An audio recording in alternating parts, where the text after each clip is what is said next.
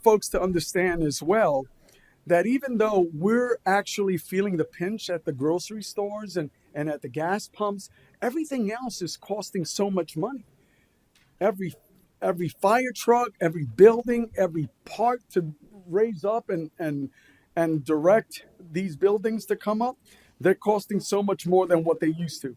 So with that being said, I want to be on record that we'll discuss this item, but I will not be supporting it. So if there's any consensus here, we could withdraw the actual removal of the ballot language dedicated to public safety millage.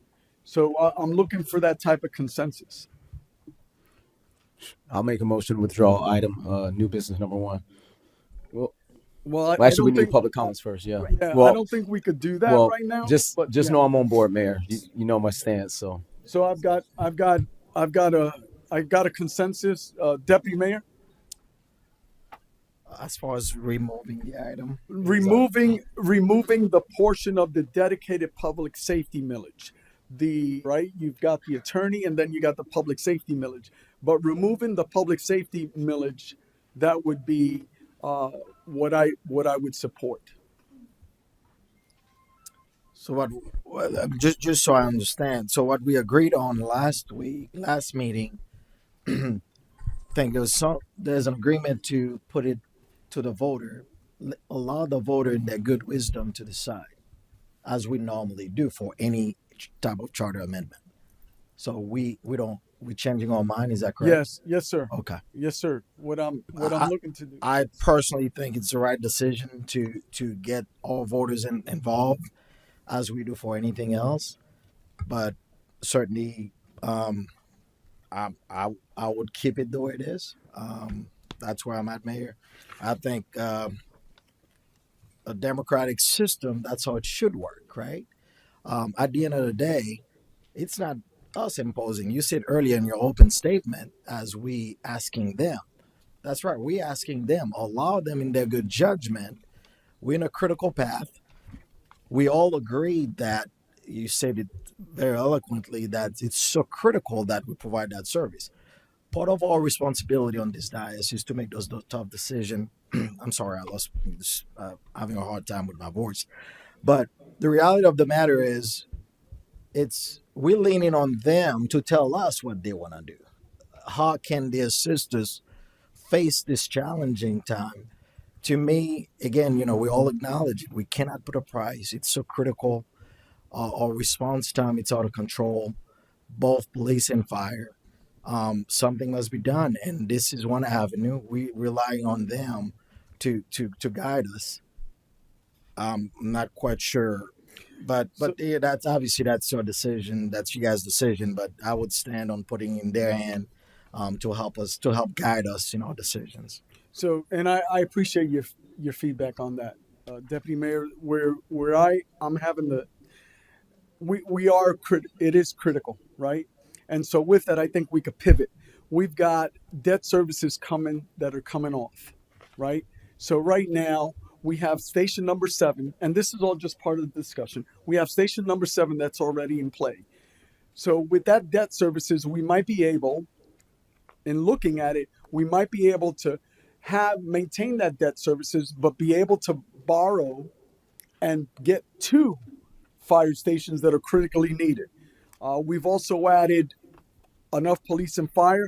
So let's take this step. But I want to share with you, you're spot on.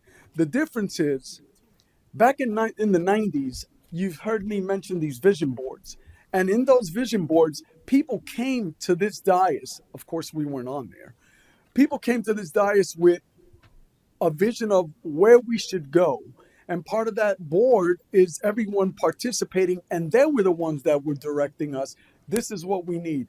I think maybe we take a step back, allow that to progress. In the meantime, we put up 2 stations, continue to have workshops, and see where we can go, tighten ourselves up before we even move forward. But you're spot on. We can and we need those fire stations. We really do. That's the only way we're going to reduce sometimes. So those are my thoughts on that. I do have a consensus, so I think, are we good? I know that we're gonna Yes, move sir. forward, but Yeah. we're Yeah, on I'm the good. same I'm good. page. All right, sir. So right now we're on item. Yeah, we're on item new business number one, and now we have public comments. What has been discussed is removing the language of that dedicated public safety millage. Uh, that's what's been discussed, and right now we have consensus for that. So, Deputy Mayor. Yes, Mayor. Mr. John McGee.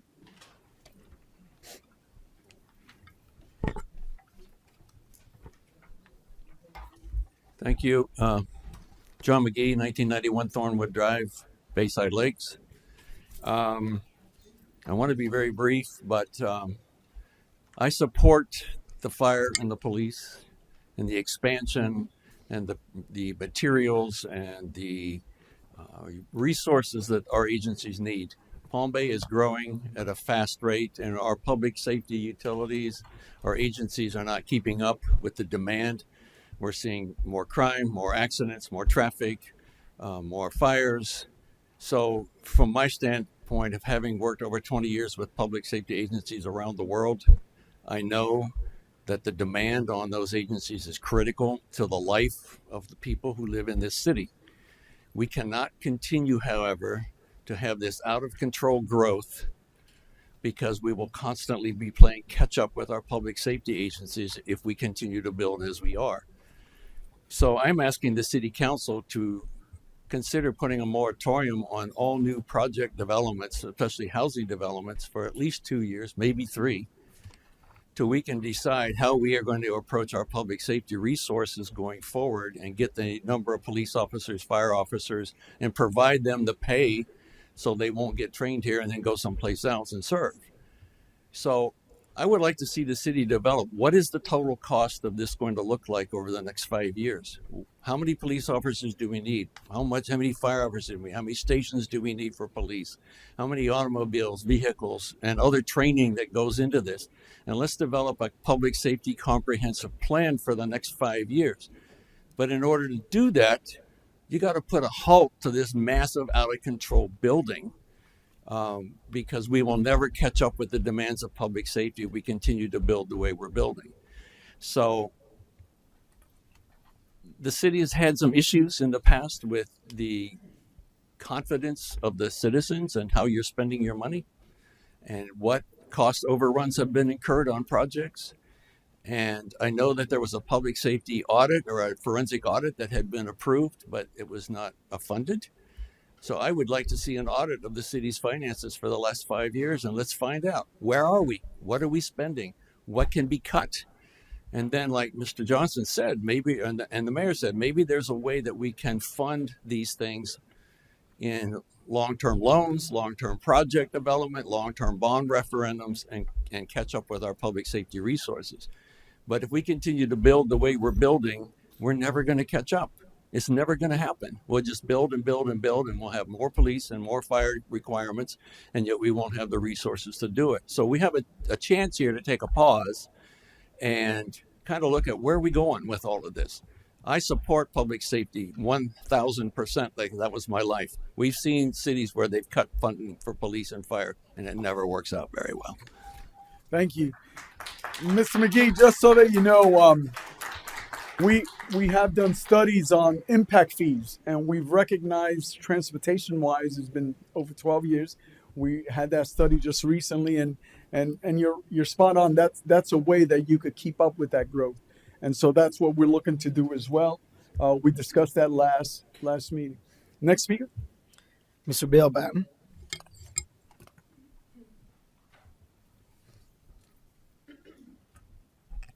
Bill Batten, 586 Ocean Spray Street, Southwest. First, I commend you for your pulling of the phase of the 2 millage rate. I commend you for that. I also recommend approval, though, for the second portion, which was giving the attorneys the power that they to you on, since you're not, but there's a couple of important subtitles that are there. I agree. The solution to this problem was stop the growth that does not equal the safety capacity. We know what we have to have. but we're already exceeding that. So you need to stop the growth that's allowing this to put us out of balance. That's number one. Right? Police, fire, and infrastructure, all the way across the board. Those are the three things that you're responsible for: police, fire, and infrastructure. That's the only thing you're responsible for. Excuse me. You brought up the fact of impact fees. Well, Bill Batten, being the idiot that he is, he went and looked at impact fees. $300 impact fees for police, $600 for impact fee for fire. But here's the real clincher where you put the wrong priorities. $1,300 for parks and recreation under impact fees. Those should be 100% reversed. It should be your safety as your priority, not your entertainment as your priority. Slow the growth, look at your impact fees, and get your priorities correct. Parks and recreations is not the high priority of the city of Palm Bay. That's my personal opinion. Thank you very much. Well, thank you, Mr. Batten. Master Chief, as you know, our transportation impact fees has been over 12 years from that last presentation. Carry on. Mr. Michael Bouillet.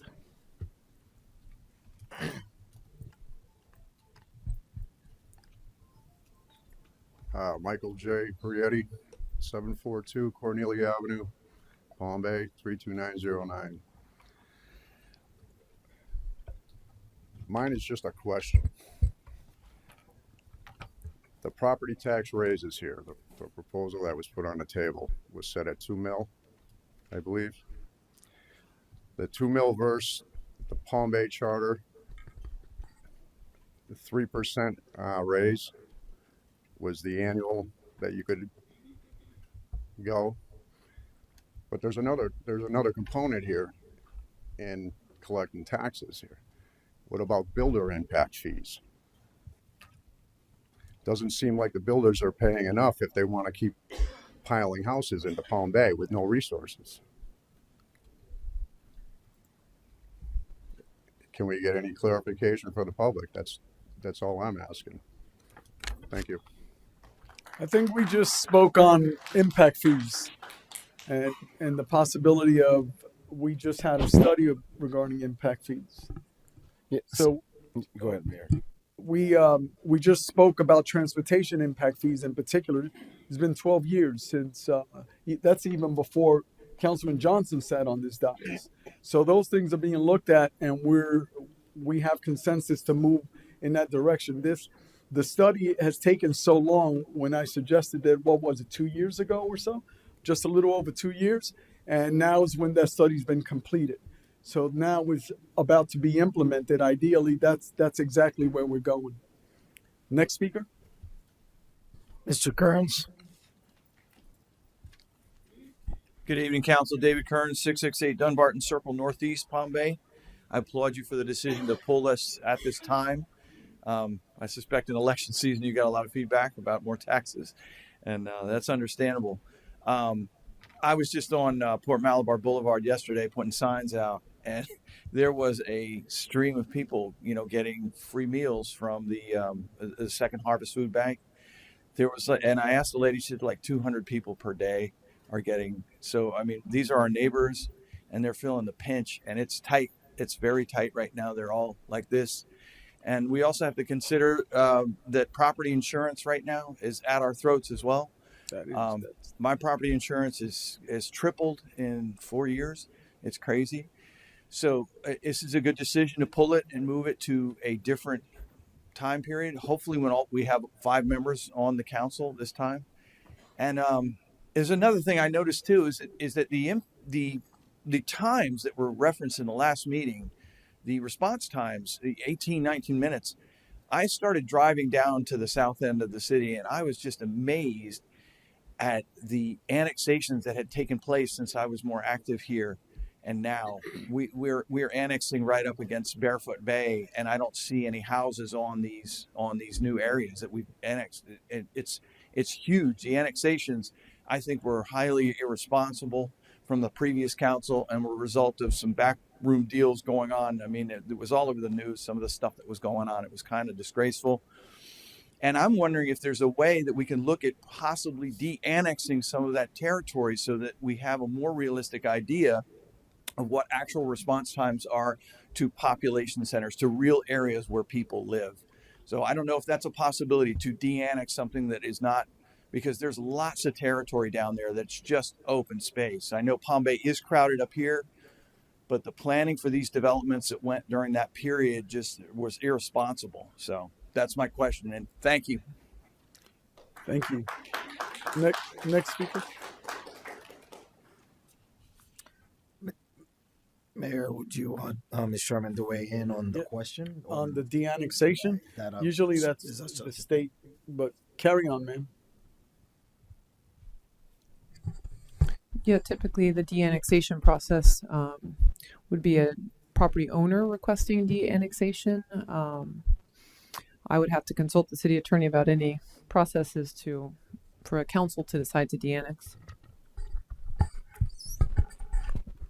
So exactly as the city manager indicated, it's kind of the reverse of what happens normally when they're trying to annex in. So in order for us, we could de-annex them, but if they don't want to go, then they're going to still remain a part of the city. And then, and to the argument of the insurance, I wholeheartedly agree. Our homeowners insurance is way up there, and that's part of what the taxes. It just comes in there in one bill. Your mortgage payment, that escrow comes all in one bill. So sometimes it's hard to differentiate what's the property tax, what's the homeowner's insurance sometimes, but that it's just a big chunk. So I hear what you're saying, but that is a state issue, and ideally the legislators will take that on this year. I know that there was some feedback with that. Carry on, Deputy Mayor. Mr. Mike Hammer?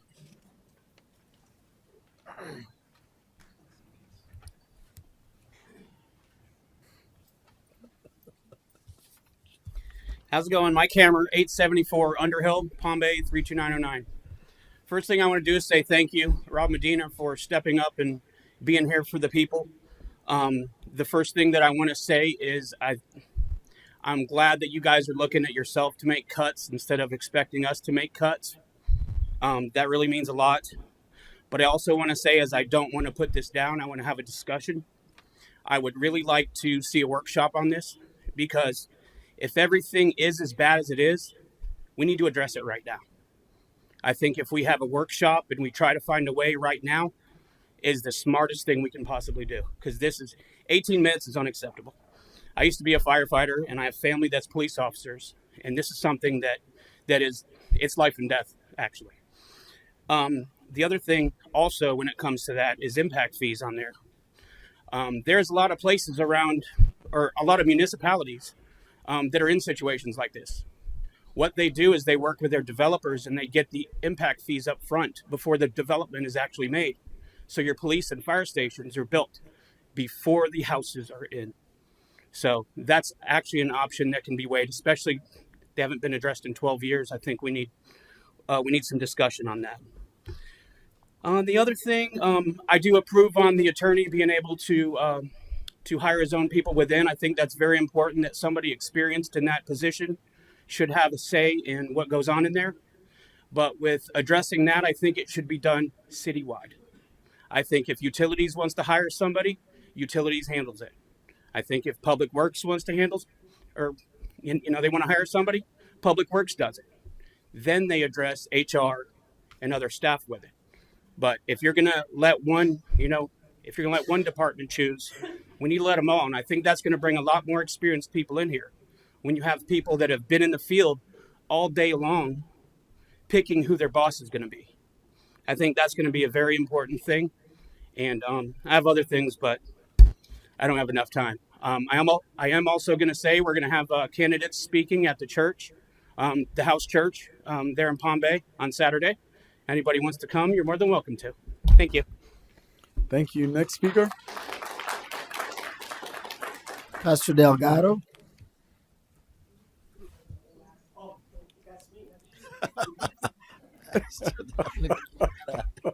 Ken Delgado, 154 Angelo Road, Southeast Palm Bay. I'm sorry, I'm still down under in Australia, so I'm getting my Eastern Standard Time up to date. Praise God. I'd like to just say a couple of things. I'm going to look at this on the spiritual side, if I may, just because I'm a pastor and that's just what I do. Back in Samuel, God was speaking to the people who wanted a king, and he said, "Don't." He said to them, "Don't get a king. If you get a king, he says he's going to he's going to take the best of your fields, your vineyards, your olive groves. He's going to give them to your courtiers. He's going to take a tenth of your grains and of your vintage, and it's going to give it to his officials." He goes on to say he'll also take a tenth of your flocks, and so we see that the danger of that can be is that those in authority want to pick someone else's pocket. And this time, as someone else said, if there are difficulties and cuts that need to be made, don't you know that every person in Palm Bay is already making cuts in their own budget to try to meet the needs that they have for their own families? It's not one way, it goes both ways. If you're in difficulty, just know you're a representation of the people. It's because the people are in difficulty. When there's prosperity, that's a different story. When there's tightness, it's everybody. And so don't demand of us what you don't do and demand of yourselves. I would go along those other lines. But what other answers do we have? Spiritual. How about pray for multiplication? How about pray? I say, why pray? Listen, some time ago, my wife was mowing the lawn, and yes, she mows the lawn. Won't go into that, but while she's mowing, she said, "Lord, I could use some pavers, and we could buy them right now, but somewhere on the beach side, there's probably someone who doesn't want their pavers anymore." 2 weeks later, someone sends her some pictures and said, "Hey, Betsy, do you know anyone who needs pavers?" And don't you know, it was the exact amount it needed to pave all our little flower areas. Look what prayer can do. How about prayer for, "Hey, Lord, give us wisdom to know what to buy"? Don't you know that we just bought 4 toilets for our church at the house where we're going to interview the candidates so we know who's voting.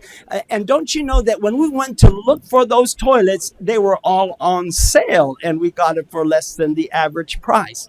What if you started praying and saying, "God, multiply what we have and show us where we can do, and when we do have to buy something, give us some favor where we can find the same thing for less," and watch what God can do versus what we can do. Thank you.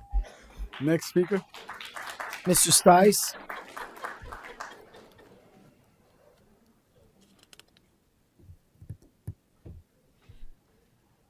Good evening. Robert Stice, 1796 Winbrook Drive, Southeast. Mayor, you're exactly right. Food has gone up.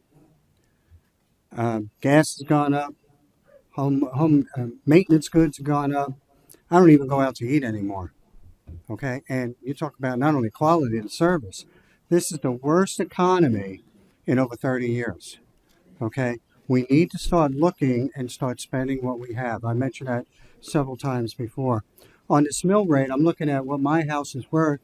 It would cost me about $600 if we went that direction. Well, you know what? I already spent $600. My auto insurance went up $300. My homeowner's insurance went up $300. And I'm not going to hand you my wallet. Okay? That's enough for us. Listen, as the pastor would say, listen to the cry of the people. They've had enough. I'm not even going to get into the traffic. Deputy Mayor, you and I have chatted about traffic before, when it takes 25 minutes to go from, Babcock all the way to the highway. It's insane. You're understanding the problem, but your proposed solution is unacceptable and not sustainable. Are you hearing the folks? Are you hearing the folks? Are you hearing the folks? I get an earful just walking down the neighborhood. I get an earful when I bump into people, whether it's Publix or or Lowe's or BJ's or whatnot, they're all singing the same thing. When is it going to stop? You know, how can you have an 18 to 20-minute response time for fire? You're putting your fellow residents in inherent danger. Okay? That's got to be unacceptable for anybody who works at the city. How do you solve that? There's a couple ideas going on with that, but you just can't say, well, we're working on it. That doesn't happen. And I understand that one fire that we had where it rained on started by, a lightning storm. Like I said, the previous 2 years ago, the previous fire chief said your house is engulfed in 8 minutes. What happens in 20 minutes? How many houses are aflame? How many fatalities or major injuries do we have? So please consider this. This is just, you had some great speakers up here today talking about facts, talking about reality, talking about people's lives. Everybody is holding things close to the vest. We're not going out unless you have to, but there are people who are using their Visa cards to make house payments, to buy food. Okay, now's the time to hunker down and work with what we have, okay, and try to improve our quality of life, because thinking that we can solve everything on impact fees is not reality. Thank you. Next speaker. Miss Lauren Broom.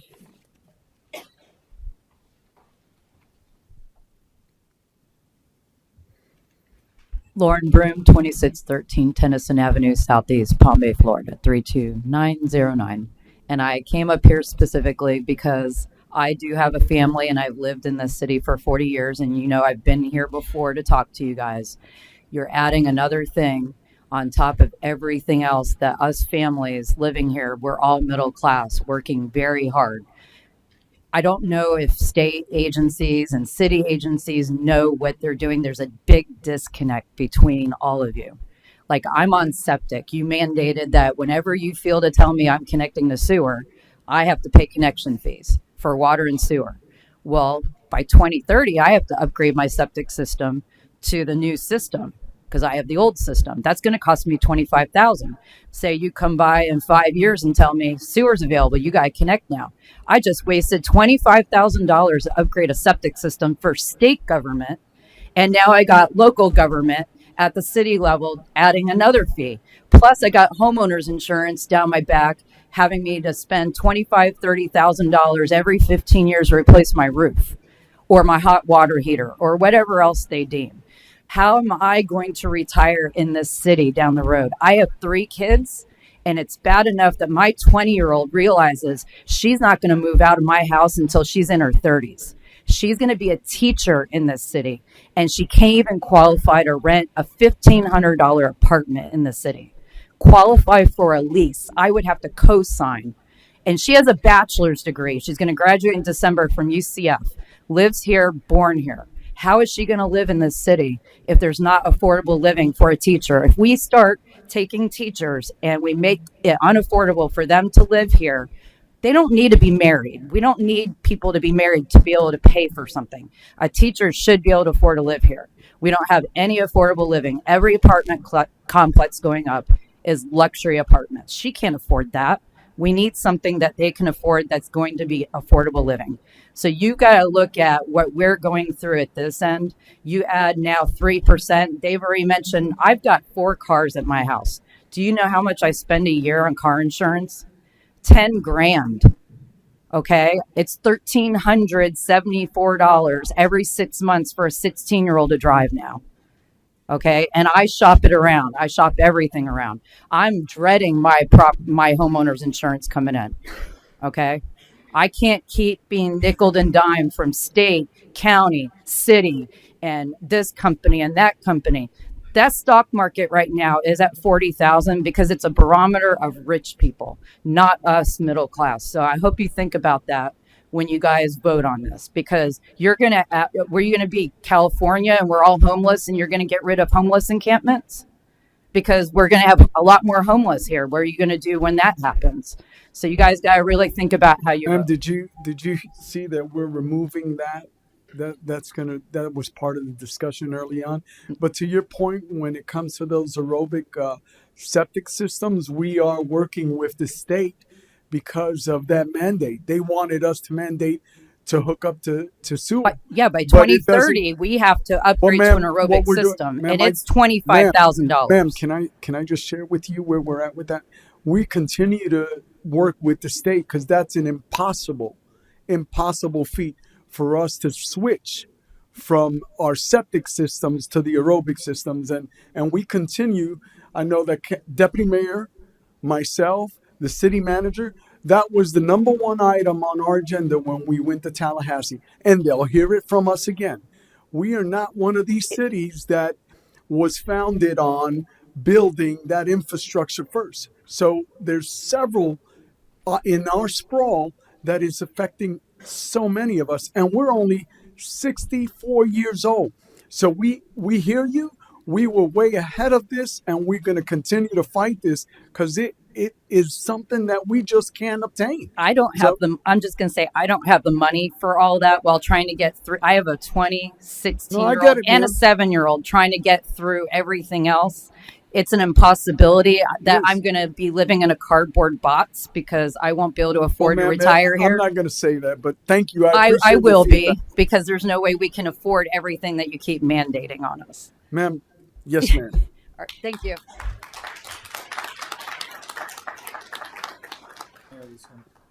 This complete public comments. So, gentlemen, I just want to touch base like I began. We could start with the removal of the proposed ballot language concerning the dedicated public safety millage, and to move forward with the proposed ballot language relating to the hiring of the assistant attorneys. I wanted just to share, uh, Councilman Johnson, when we start thinking about what we can do today, right, is affecting our response time. So we can go into, we have a release of debt services that are coming in. We could roll up our sea leaves and say, hey, this is, excuse me, what we need to do is look at working on those debt services and whatever we could get to bond those two different fire stations that can immediately provide some relief for our citizens when it comes to public safety. So that being said, that's where I would like to go. I think Deputy Mayor has another speaker. Ms. Gloria Cliff, ma'am. Gloria. Oh, I'm sorry.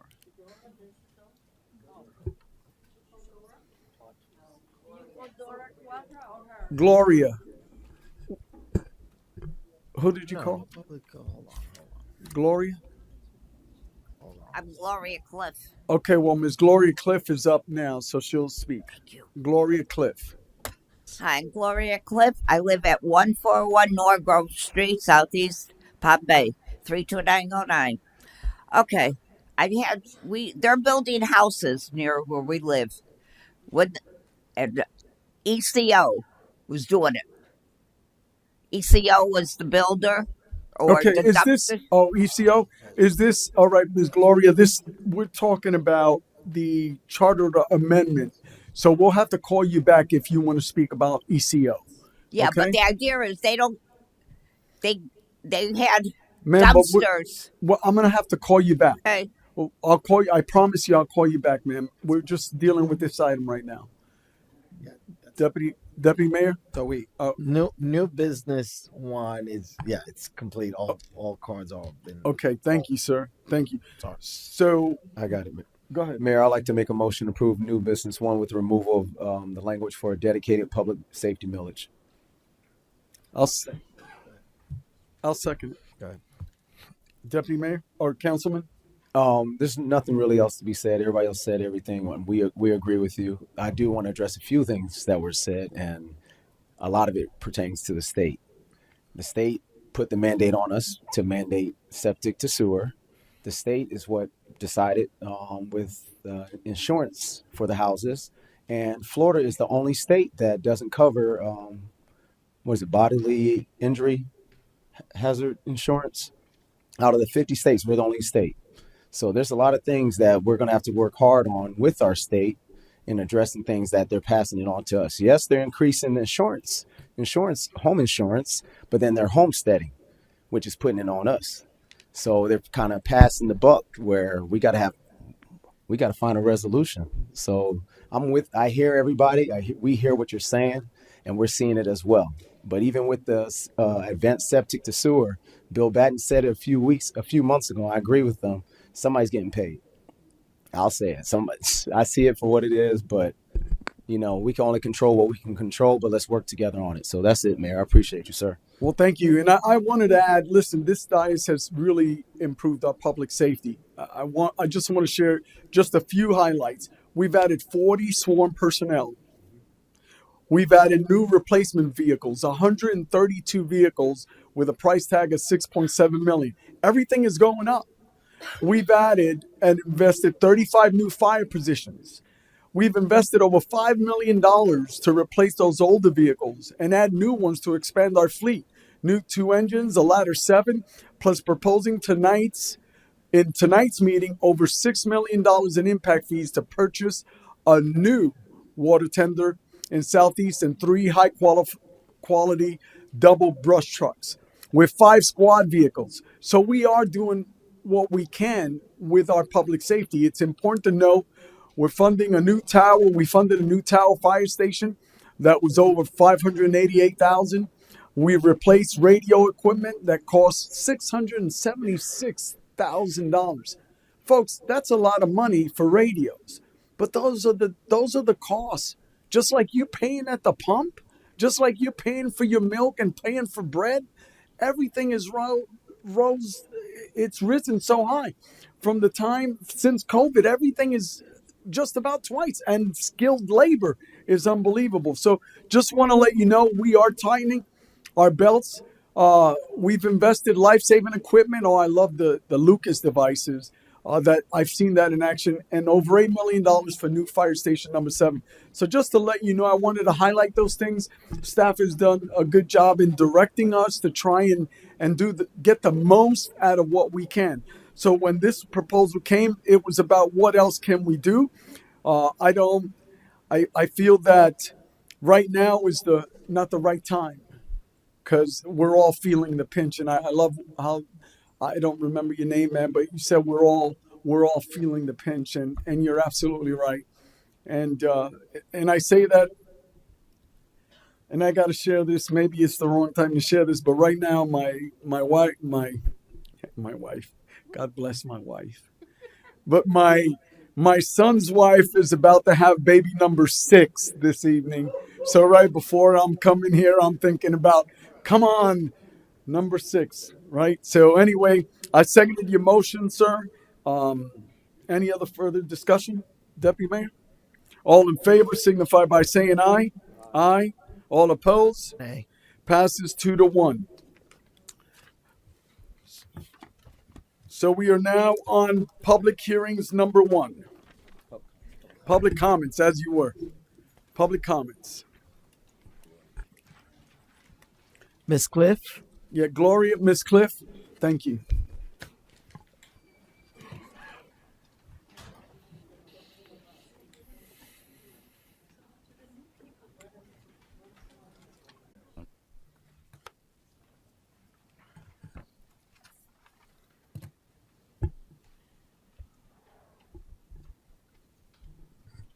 Nothing on consent. Say again? We have nothing on consent. Okay. Thank you. We're now on public hearings number 1. Mr. Edwards.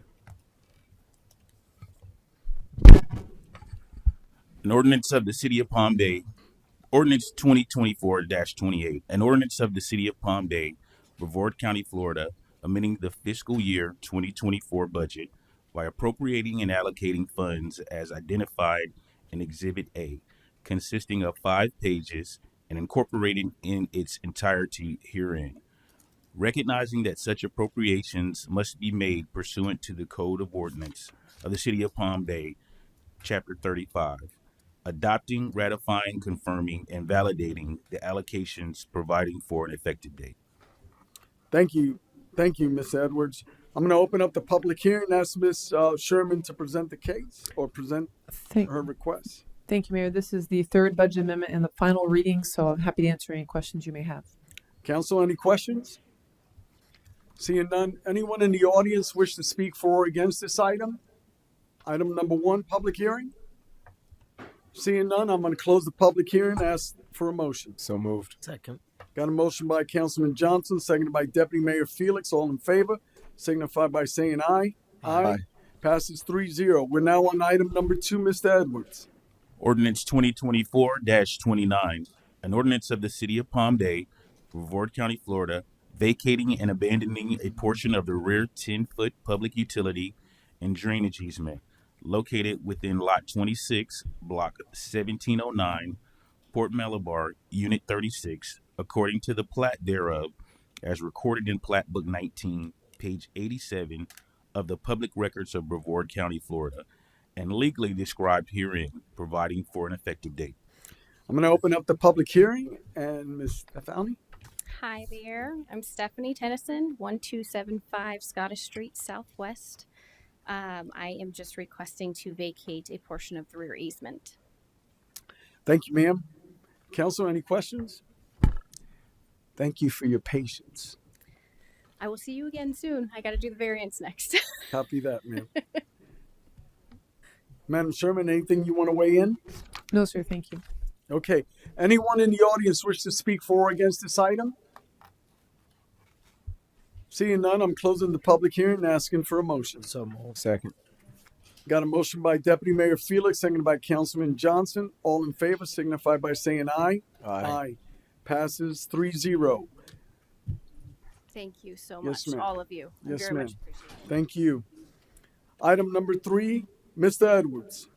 Ordinance 2024-30, an ordinance of the City of Palm Bay, Brevard County, Florida, vacating and abandoning a portion of the rear 20-foot public utility and drainage easement located within Lot 21, Block 310, Port Malabar, Unit Number 10, according to the plat thereof as recorded in Plat Book 15, page 16 of the Public Records of Brevard County, Florida, and legally described herein, providing for an effective date.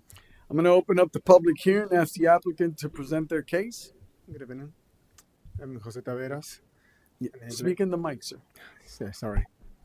Yes, apply for a bucket easement to build a shed of 12 by 20 feet. Okay. And you applied for that vacating for? What's the reason? To build a shed. Okay. Thank you. I didn't get that part. Okay. Any additional questions, Council? Thank you. Anyone in the audience wish to speak for or against this item? When you scratch your head, Master Chief, okay. I'm going to close the public hearing and ask for a motion. So moved. Second. Got a motion by Councilman Johnson, seconded by Deputy Mayor Felix. All in favor, signify by saying aye. Aye. Passes 3-0. Congratulations. Thank you very much. Have a good night. You too. We are now on item number 7. Mr. Attorney, Mr. Edwards. Resolution 2024-25, granting of a revocable license to allow for the installation and maintenance of a drainage pipe with clean out T within a public drainage right of way. Okay, thank you. I'm going to open up the public hearing and ask the applicant to present their case. I own. Please speak in the mic, sir. All right.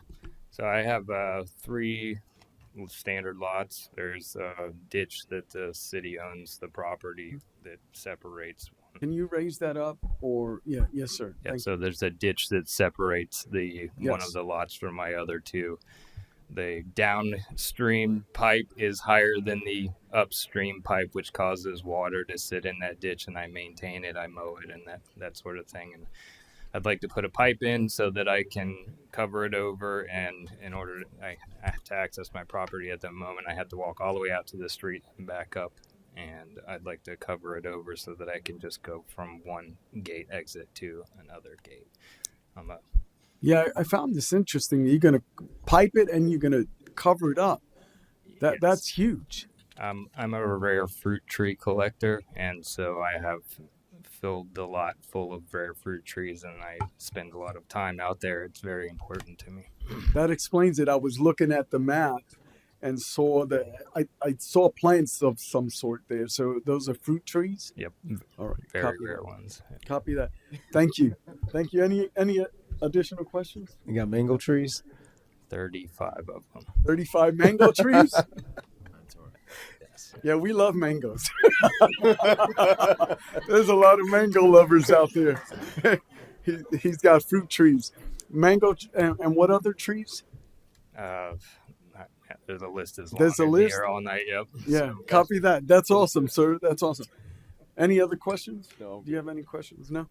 Is there anyone in this audience that step right up, sir? Go ahead and sit down in case we need you to come back up. All right, sir.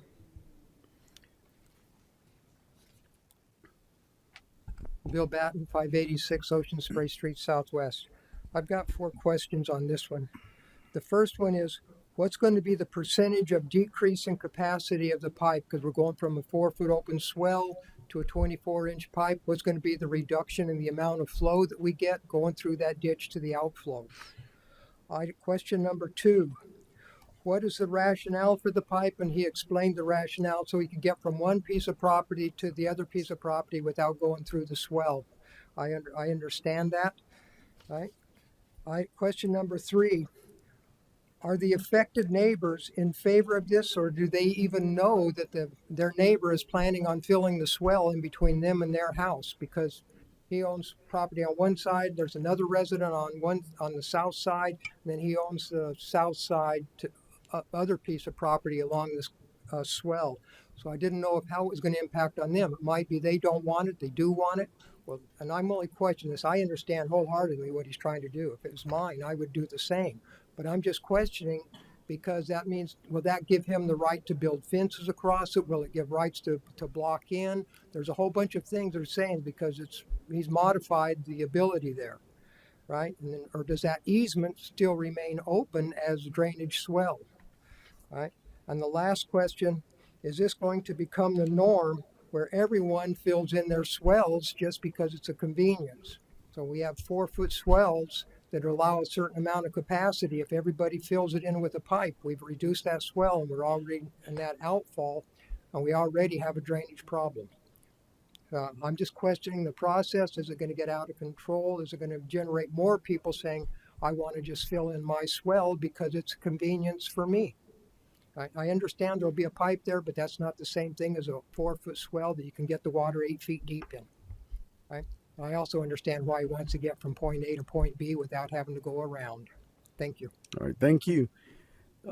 I would imagine, Master Chief, I would think this is costly. I'll ask that question, but Madam Sherman, do you have any of those technical questions? I can speak to a couple. So it actually, this is not a swale, but it's a lot line ditch. So it's one that goes between all the single family homes and connects like between 2 roads on either side. So it's a different type of ditch canal structure. Our engineers review the size of the pipe to make sure that the capacity of the pipe is appropriate for the surrounding drainage system. So they look at that before that gets approved.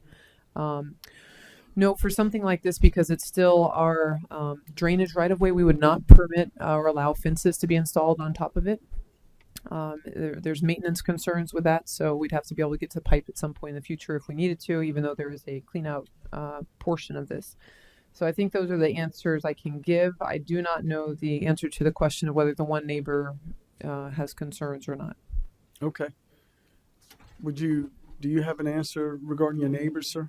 Or anything else you'd like to add? Yeah, they're absolutely aware that I'm in the process of this. I love my neighbors. They're always giving fruit whenever I have access. So they have no problems with it. They have more of a problem with the ditch holding water all the time.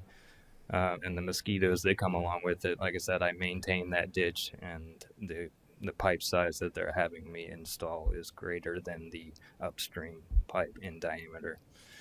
It appears to me, from my perspective, it's a costly investment. I'm aware.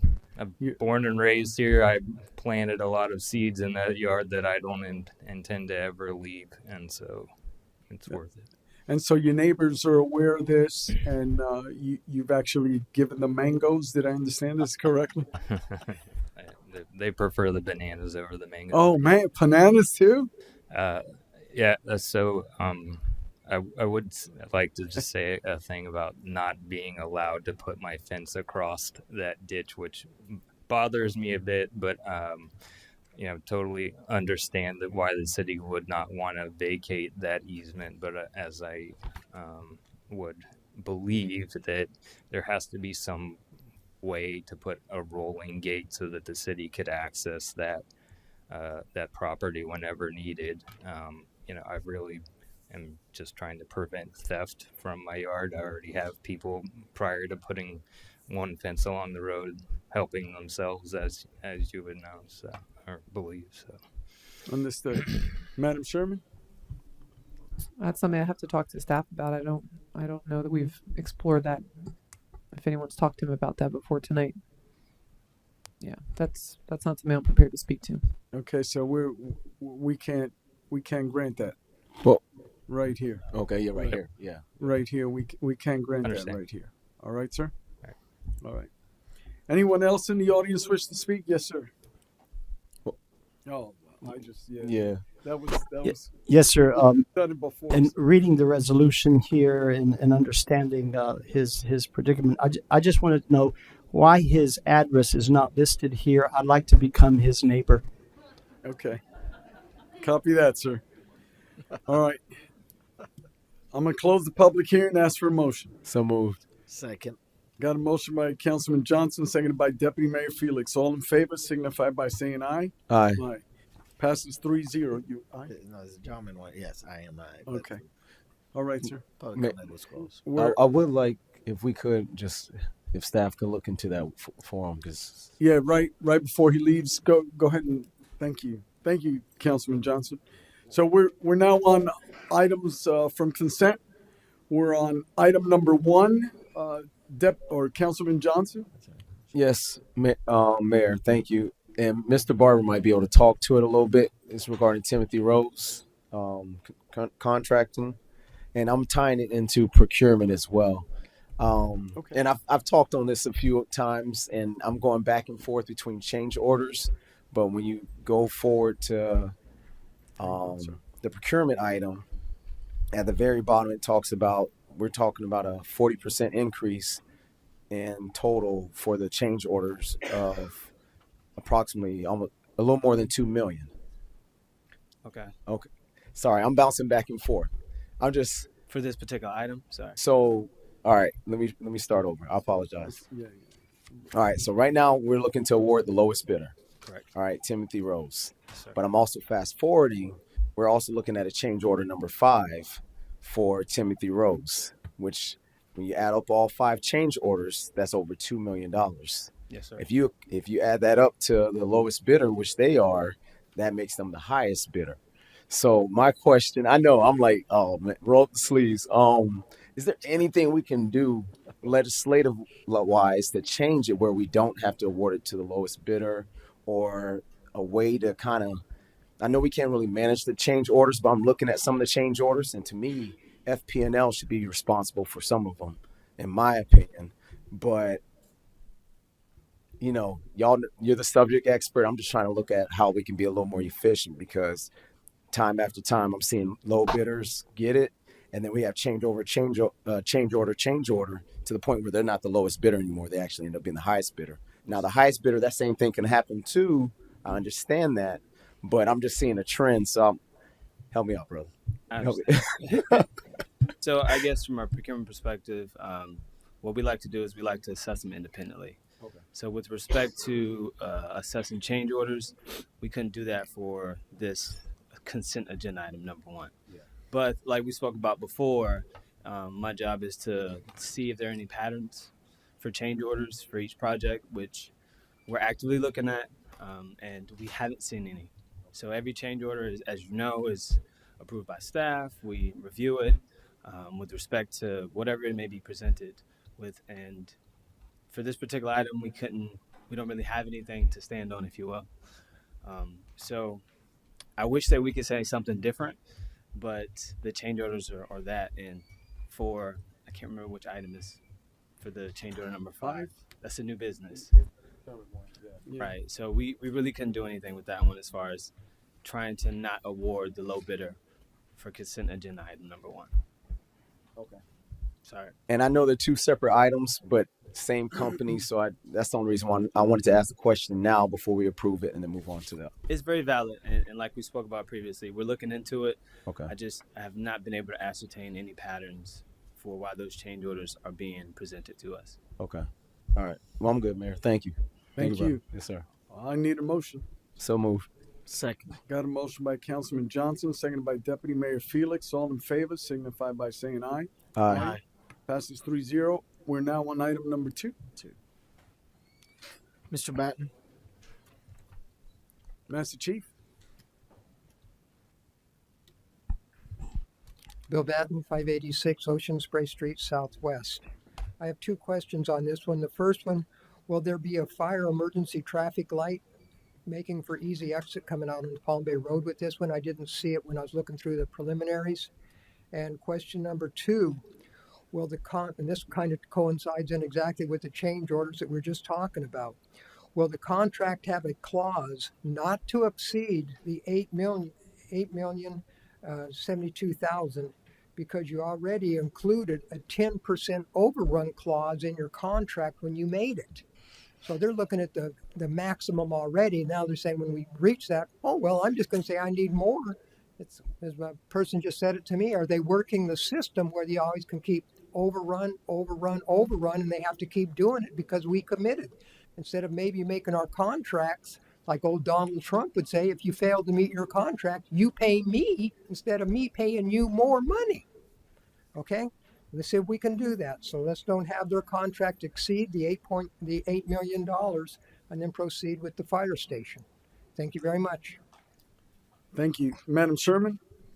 Thank you, sir. Yes, there will be an emergency traffic light installed on that existing mast arm that's out there. Yes. Yeah. Certainly, it's normal for us to include a 10% contingency on the budgets for these projects, but if you'd like to ask our Chief Procurement Officer any other questions on it, certainly we can bring him up. Stayed up front. Thank you. So did you get the question? Sorry, I'm sorry. I just Or stepped did you up have because I more? thought Yeah, you well, guys no. had a question. So what he was asking is there any way in the contract to ensure that they don't Doesn't go over 8.072 aside from the 10% contingency? Sorry. So yeah, we don't have any clauses that would have it to exceed it. It's just the expectation that the contractor is going to perform the work as solicited, well within the price that they submitted for their proposal. So we don't have anything contractually that would say that they would have to not exceed it. Is just 10%. So then that might be a city attorney question. Is there anything stopping us from having language like that, or the state? Or No, we're fine. I mean, you can contract when you're making your deal or whatever you're negotiating with them. You can put that into there. So we can put it in there. So from procurement perspective, it's I would say it's uncommon because you want to be as competitive as you can be. Okay. I've seen it where you can put a cap as far as you won't exceed a budget amount, but trying to remain competitive, submit it. Okay. Now. No, well, so Go ahead. The way I'm tracking it is you want companies to be competitive in that process, and you don't want to tie their hands in that as well. So the companies are going to build their reputation on if they could stay on cost or not. So if I'm hearing you correctly, that's part of the competition. That's part of the competitive edge. Did I hear you correctly, yes, Mr. sir. Barber? Yes, sir. Okay. But I'm torn, Mayor, because I'm thinking back. You remember Flawless, that company, and then somebody just outbidded them by like $1,000. They undercut them pretty much. I remember that with our fireworks. Yeah, Flawless. That's correct. Yeah, but I think that's a you know what I'm talking about? And they undercut them, and Right. Mike Krams, his mom came up like, "Hey, like we're doing it." Somebody undercut him by $1,000, and so it's a lot. It's a lot. I see it can be improved. Maybe that's something just you and the city attorney's office. I don't want to do a bait and switch right now. We're already here, but it is something of concern. Maybe that's something the city attorney's office and procurement can look into for future contracts or If I just understand correctly, you would like Well, us to look into the viability of putting some kind of clause in our contracts that it wouldn't exceed a certain amount. yeah, or we go ahead. yeah, but see what he's talking about. Then at the last minute, someone will undercut him, undercut the lowest bid for whatever reason on that. So maybe what I suggest, Councilman Johnson, is perhaps have offline discussions on what you like to see with the city attorney. That's something that we could work on, and then you bring it back to the rest of council. I think that would be a good resolve for that. That way, you guys get on the same page on what you'd like to see. Is that cool? Yes, sir. Do you play baseball? And No, you're a football player. I play at Andretti. Oh. All right. Just I didn't know that. That's new for me. I'm just That's playing. new. Football is all I got. That's all. All right. So I need a motion.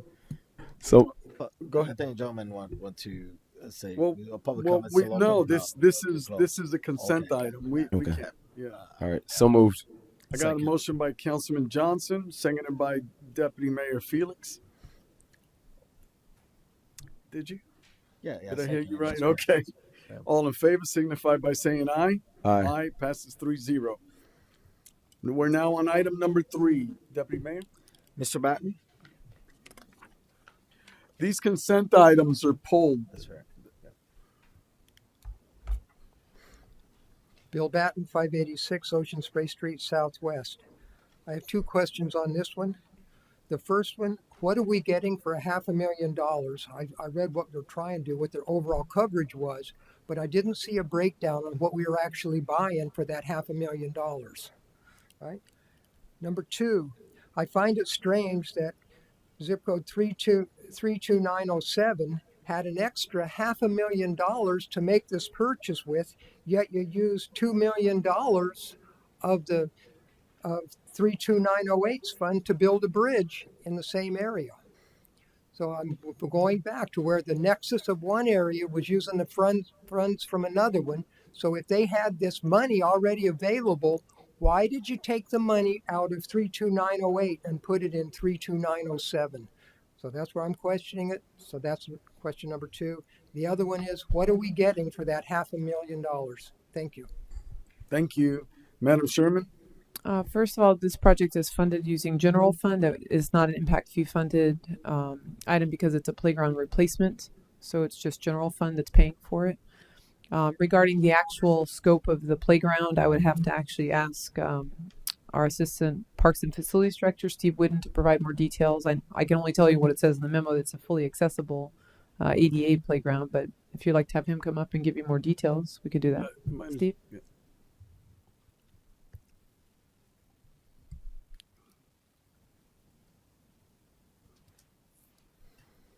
Good evening.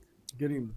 I don't know that I can verbally go through every detail on a drawing, but we would be happy to share what was submitted as part of the evaluation of award. This is not an ADA accessible playground. I just want to be very clear. This is 100% ADA accessible playground. So it doesn't just have features and fixtures in it to make it ADA accessible. All components of the playground are ADA. As far as it's a replacement, which replaces what's there with more features that would be accessible for children. The playground has reached the end of its useful life. It has repairs to it that are we are unable to find correct parts. But I would be happy to share what was submitted, and because we did ask for drawings and cut sheets off of the playground that was submitted. This was a competitive award, not a low bid award. It was sent through an evaluation, so the intent there was to get the best contractor, the best award, and the best product that met our specifications. Thank you. You're welcome. Okay, I need a motion. So move. Second. Got him. Do you have another poll for that? Mr. Miles, I'm sorry. I apologize. Yeah. Thank you.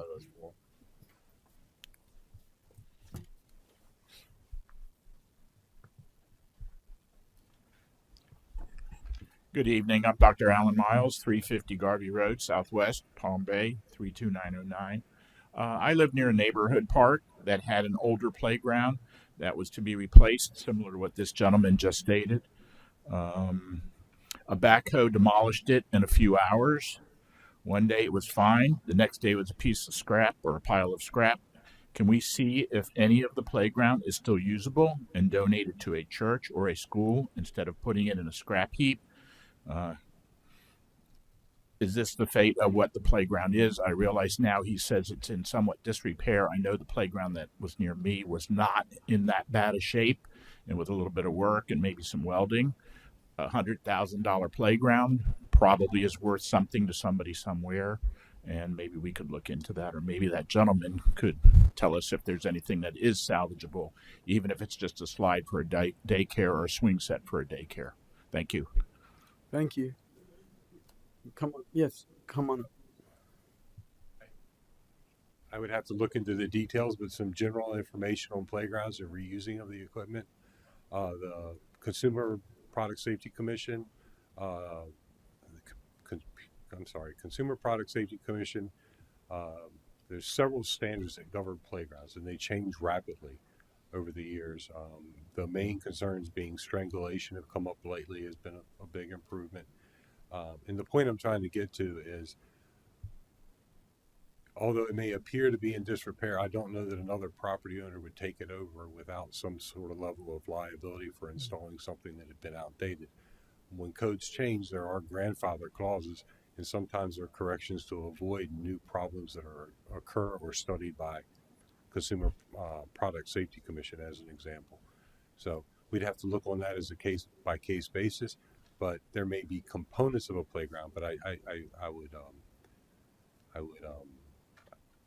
would doubtfully say that an entire playground or play equipment set would be completely salvageable. So. Understood. So if I'm understanding you correctly, we could be liable if we pass that on, whether even the parts, a salvageable part may. Yeah, we could pass on parts to playground equipment graveyards. They have graveyards for some manufacturers, but to present it to an owner as acceptable to install and use may be difficult. Understood. Did I answer the question, or at least provide Yes, sir. some information? Yes, sir. Thank you. Appreciate you coming up. You're very welcome.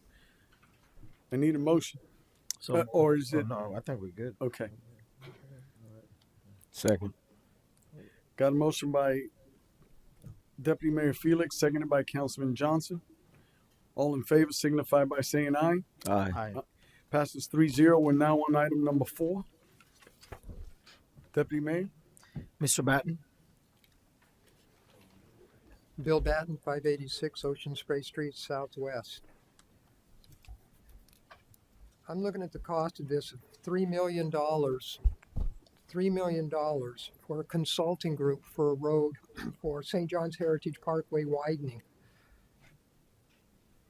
And why I'm concerned about this is because coming up later in the agenda, we've got a massive 40% overrun because of planning for consulting groups. And so if we have overrun, well, it's like I just said previously, it's like people are playing the system knowing, well, you're the city, you all have taxes money, it's not your money, what do you care? Keep paying it. So the $3.2 million just for consulting plan that might change 15 times between now and then. That's why I'm a little bit worried about it. But the other thing that coincides with this one is we're worrying about this widening of the St. John's Heritage Parkway even before we've completed, after spending millions and millions and millions, we're up to 4 million by the way, on Malabar Road without anything being accomplished on it.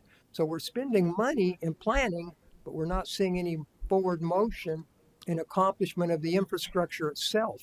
A whole bunch of consulting firms are getting rich, but we're not getting anything. That's my personal opinion, and that's what I see. So I don't want to see it just being, well, we're going to have to get another consultant firm to come in and tell us that your previous consulting firm made a mistake. All right? That's what I don't want to see. Let's get Malabar done, and then we'll see where we're heading, because I think it's the same consulting group, wasn't it? I think. Thank you. Madam Sherman? Thank you, sir. Yeah, we would love to see engineering costs be a lot cheaper too. Believe me. So, $3.2 million. That was the low, essentially the I'm sorry, the bid on that one. You want to speak to that, George? You look like you do. So just for that one, that's a request for qualification. So we actually don't have an identified amount for that, which I think what we're referencing may be the budget amount, but we have to negotiate what the consultant cost will be for the project. So we don't have an identified cost as of now. So we have to go into negotiations for it. So it could be lower than 3 million. We actually don't know at this point. So just want to say that. So, ma'am, that design, those studies are needed. Yes, sir.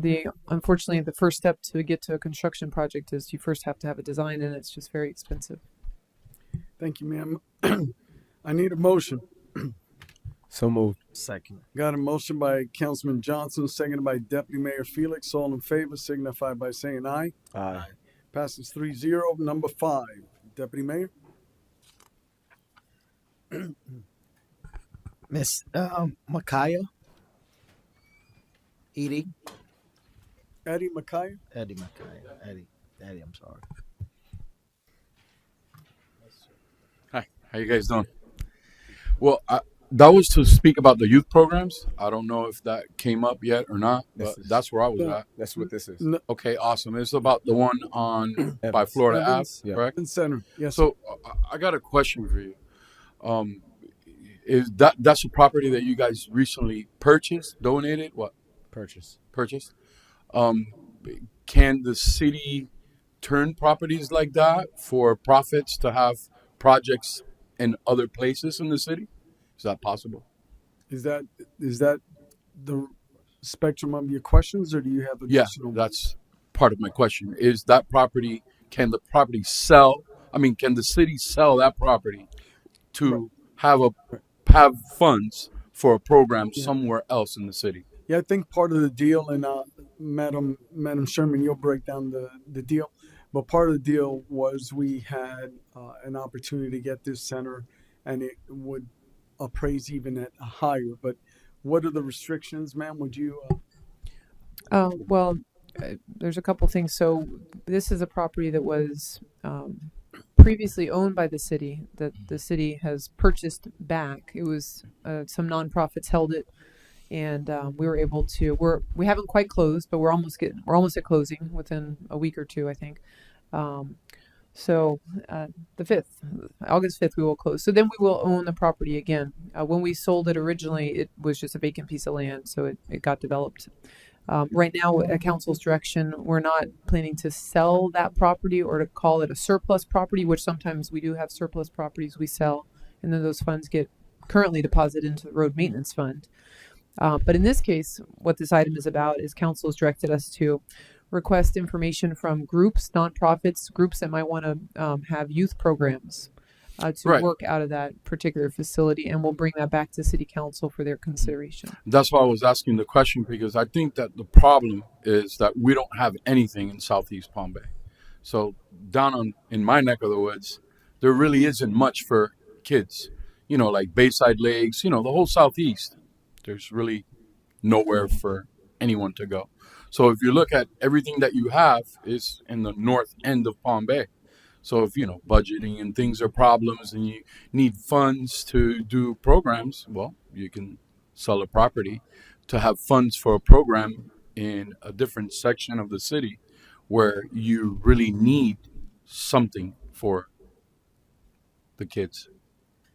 I mean, I don't know if that's possible or not, but if not, then maybe it might be a good place for a new boxing place.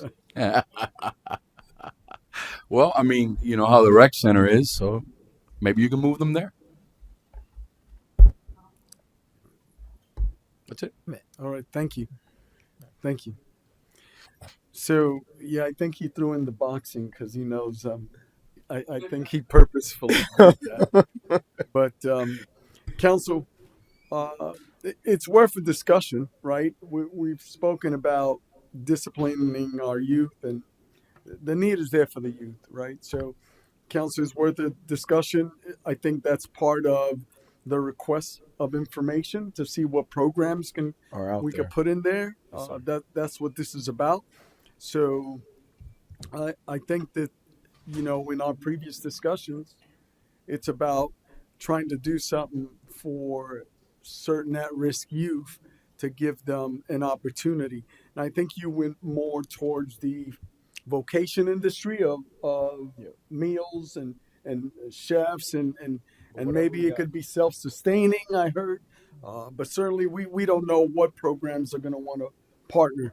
But hey, I like boxing. It goes good with them too. Yep. But it's whatever it's whatever comes whatever they say. So Mayor, if I can put a little perspective on that to answer more, address, Eddie. So ideally, this facility was there to serve that particular community, that neighborhood, and if you know the story of Mr. Evans, there's a long history of that particular neighborhood. So years of history, a gentleman that was his neighborhood and what have you, after school program, and it was originally a supermarket. So when the city got involved and other entity got involved, money was put towards that project. Project was built. Unfortunately, it wasn't sustainable. So it was a supermarket. Number one, number two, there's some educational component to it, and so on and so forth. The city has interest in it. We have a big chunk of interest in it. So as we discussed to buy it back, and the agreement was with the community what they wanted to see, what they want to see. We throw some ideas. I was part of that, representing council, having that conversation. So the agreement was with the folks over in that community, wanting to be respectful of the whole process or the idea what behind that building. We wanted to keep it in the community to continue serving the community some sort of service to that community. That's why when it comes to for-profit entities, that was completely out of the question. This building must remain historical or some sort of service to that community. That's why as we're taking it over, we're looking for entity that can provide some sort of service. We create a scope, and that's what we voted last week. We create a scope of services that we want to see take place. By any means, if you have some ideas, if you are a non-for-profit that want to bring some sort of service that fit the scope that's already established by staff, you're more than welcome to come back with PAL's pretty much free for the community. PALs. Yeah, PAL. I mean, there's some component to PALs. I know there's a PAL already exists in that area, that community, that already servicing that. Is that still Palm Bay, or is that I think it's Melbourne, but they're still serving Palm Bay. They are serving both communities. So the location's in Palm Bay, right? But the PAL is Melbourne. Well, we can have a Palm Bay PAL. That's a conversation that we can have down the road. We used to have one, as far as I remember. The rec center used to be a PAL. You had to sign in. It no longer is, but it was once upon a time. Well, I think we're getting the cart before the horse. This right here, and I'm going to have to call for a vote, and this is already closed. But this is about what the request for information is. Gotcha. That's what the item is for. I got it. All right. I got it. Okay, thank you. Staff can get you the scope, and certainly you can look at it and see if you can come up with something. Yes, correct. I need a motion. I don't think. So moved. Got a motion by Councilman Johnson. Second. I got a second by Deputy Mayor Felix. And I know you worked hard on this. Yeah, so that's good. I just wanted to bring it together. Copy that. All in favor signify by saying aye. Aye. Passes 3-0. Item number 6. Judy, Miss Judy.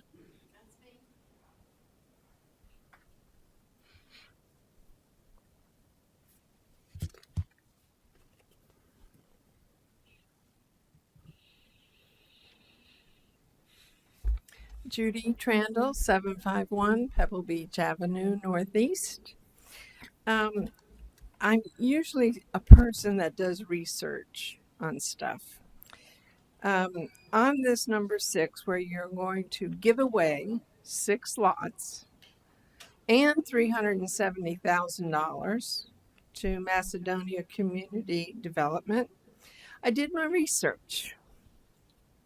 Last year, you gave them $435,746 for a triplex at 2264 Washington Street, Northeast Palm Bay. To date, a year later, almost a year later, let's put it that way, a couple months shy, they just in June applied for permits to renovate the triplex through the Palm Bay City Community Development. Starting on 6/19, they were disapproved. 6/20 denied. 6/21 denied. 7/2 disapproved. The building review approved on 7/8, and the land development review disapproved on 8/1. All of the work, plumbing, pre-pour, framing, nailing, rough-in, mechanical, everything is unscheduled. So here we've given $435,000 to a project that it says here assessed value for $97,170. I didn't stop there. I went in to look at their 990 form. 2023 is not available yet, but 2022 was available. I also looked at Brevard County land, the property search. This organization owns 31 improved residential properties plus 8 vacant lots in Brevard County. And they want 6 more of ours. Why haven't they done something with the 8 vacant lots before? Then I looked at their income tax return.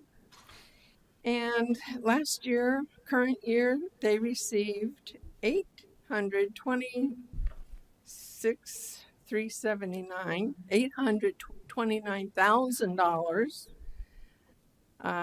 program service revenue of $186,000, total revenue $1,014,733. Thank you, That ma'am. me? Yes, ma'am. Thank you. Okay. Anyway, they're not performing to get more money from us. Thank you, ma'am. Madam Sherman? Thank you, Mayor. I'm going to see if our Assistant Housing Director, Evie Sperardi, can come up and speak to the selection process we use for these funds for these properties. Thank you, ma'am. Could someone also speak to the denials as well that she mentioned? The permitting stuff? Yeah, the permitting. Yes. Do you have that pulled up? Yeah. So every year we present an RFP, a request for proposal, out to the community, to agencies for funding with home funds. Based on what the need is in the community and based on the affordable housing that is needed, we put together our request for proposals and send it out. We received 2 bids this year, or 2 proposals this year. One of the proposals that we received was withdrawn. That agency just felt like their proposal wasn't top notch and they really wanted to come back later in the future with something better. So that left Macedonia. Macedonia is putting up a little over $100,000 towards this project from their own wallet. And they're also working on that other project from last year. So what they're asking for is the 6 donated lots to rehabilitate the 2 current units or structures that are on 2 of the lots. So the money is really going to rehabilitate, or what they're requesting is that the money go toward those 2 structures to be rehabilitated. In last year's proposal, the $400,000+, it was to acquire the property, the triplex, and then to rehabilitate it up to code. So that's what happened last year. That's what I can speak to. That is our current process. We do have an encumbrance deadline with the county with home funds. So we have to have an agreement, a signed agreement with an organization to do something with those funds. If not, we will be in non-compliance. So that is the encumbrance deadline that we have. So those funds have to be allocated or spent by that certain time frame? They have to be by September 30th of this year. We have to be in an agreement with an organization to do something with those home funds. That's the encumbrance deadline. And when is those funds allocated? They're allocated normally to the municipalities October 1st, but depending on how quickly we can get into an agreement with the county. So we didn't get our agreement until later on in the year.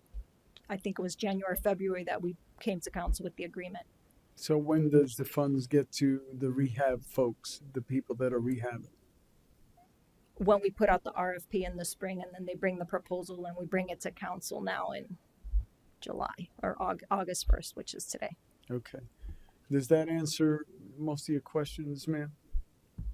No, no, it doesn't. They bought the property for $122,000 in triplex. She needs to come to. Okay. All right. Thank you. Ma'am, can you sit with Miss Judy? Miss Judy? And I have a question regarding. Okay. To Can you sit after the question? Carry on. One of the question that I have, or concern, I should say, with this particular application, and ma'am, thank you for doing your homework. I do appreciate that.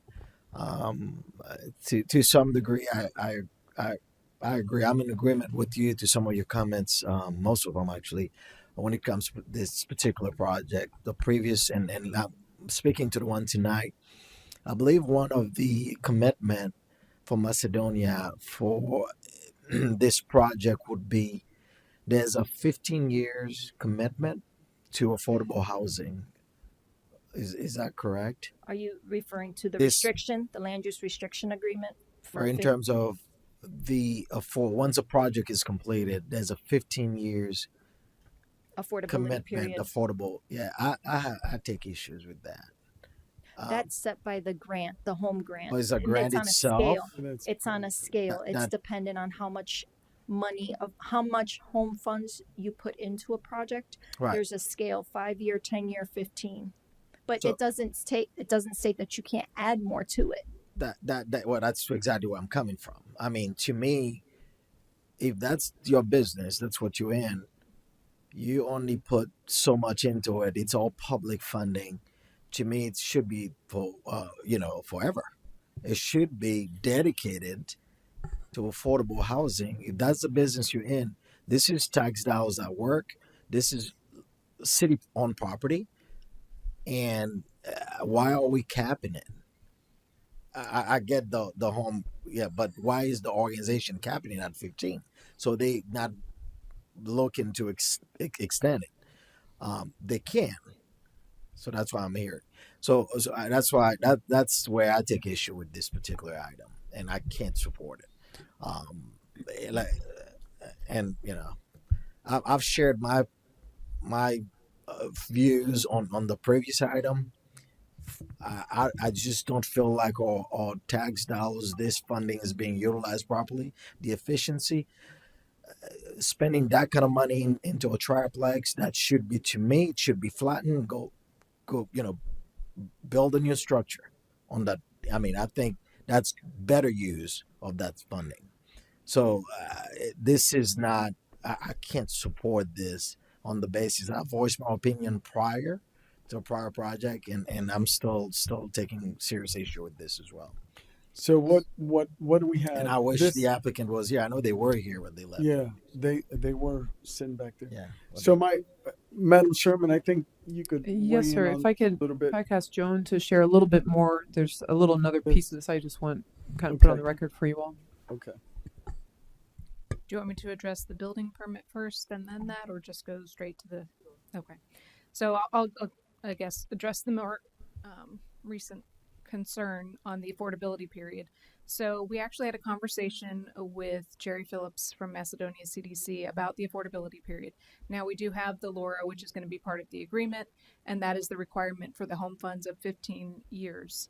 But part of our conversation with Mr. Phillips was to establish a deed restriction on the property that allows it to be affordable in perpetuity, with a reversionary clause that if it were to not be used for that purpose, the ownership would revert back to the city. He was agreeable to that.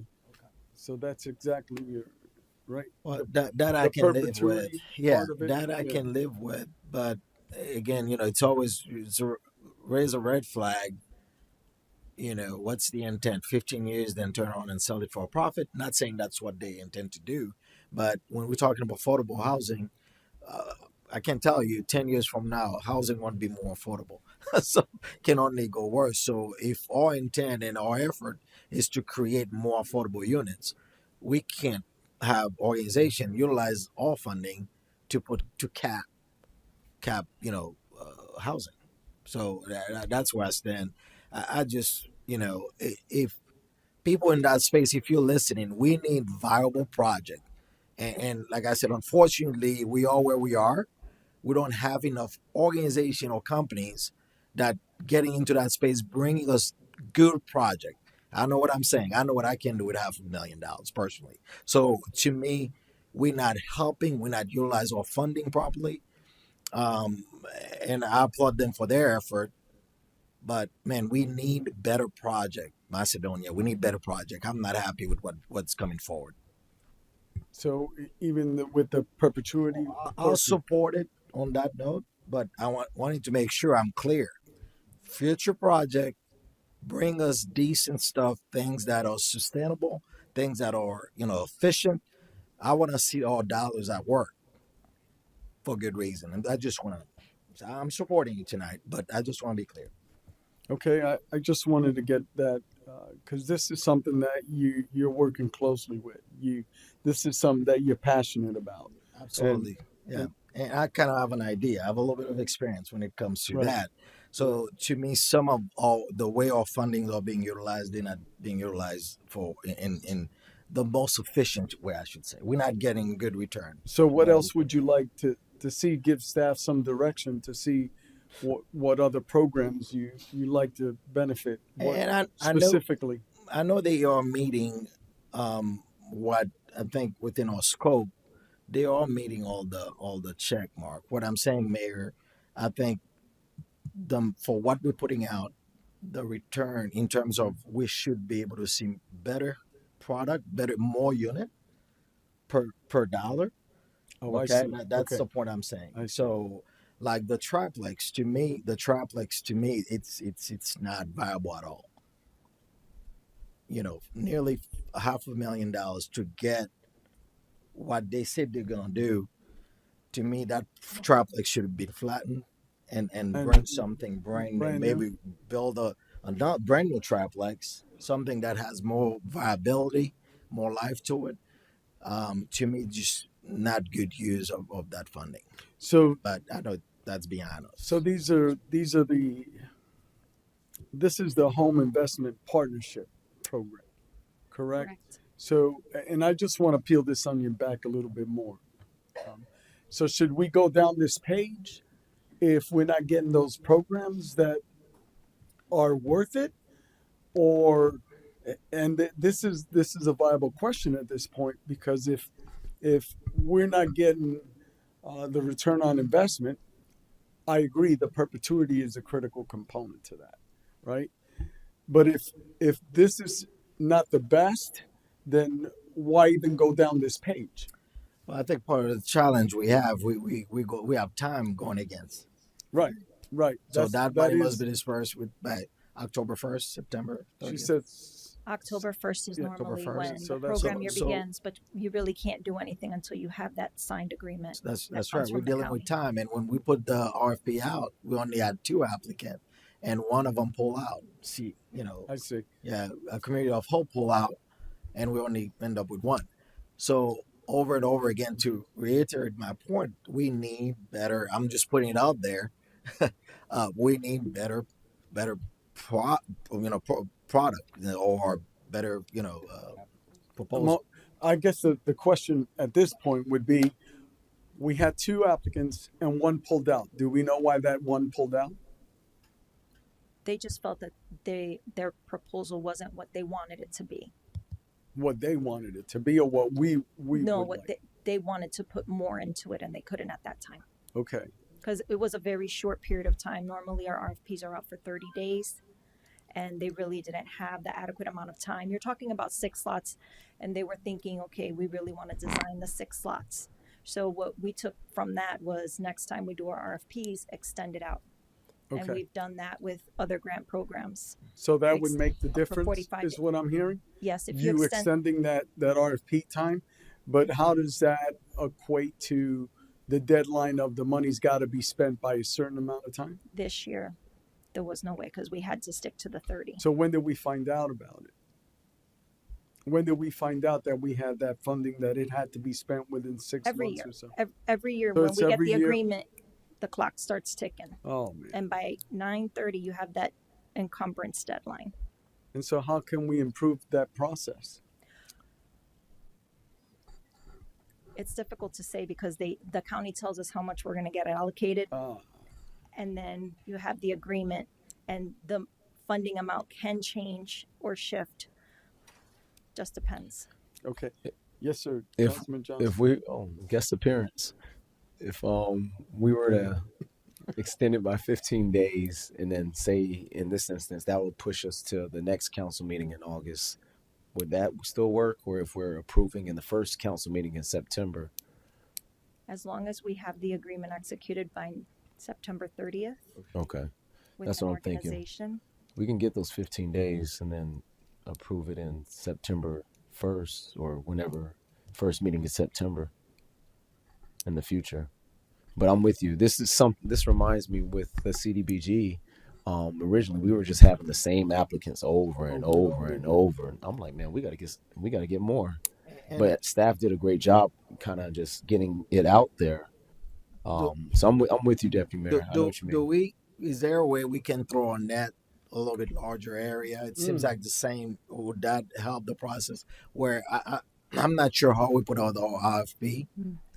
The RFP. Yeah, how the process of which we do that. Can we cast our net a little bit larger? We can just always. to see, because like I said again, I've seen sitting on the CDBG what I'm seeing, I'm not liking, and truly, it's all about how we, at the end of the day, we got to be good steward, Mayor.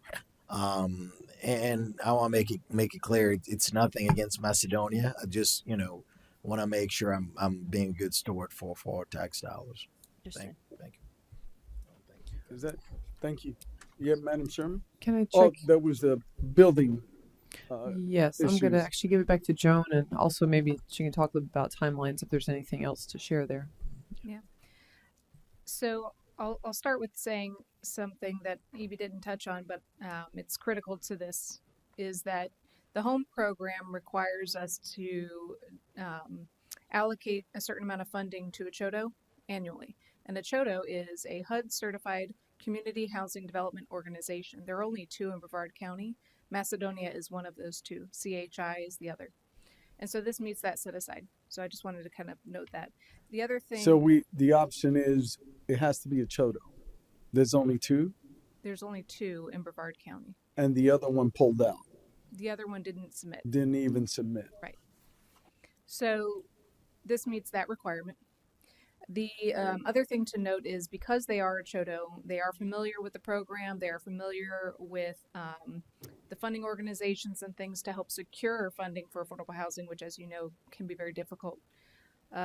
So in that, they, with the previous funding they had, which speaks to the building permit, they had to, once they got the funds from the city, they had to go and negotiate the purchase and acquisition of that. So that takes time. When they did submit their permit in June, and I can see in IMS, there's a series of activities that happened. And this is because it's an affordable housing project.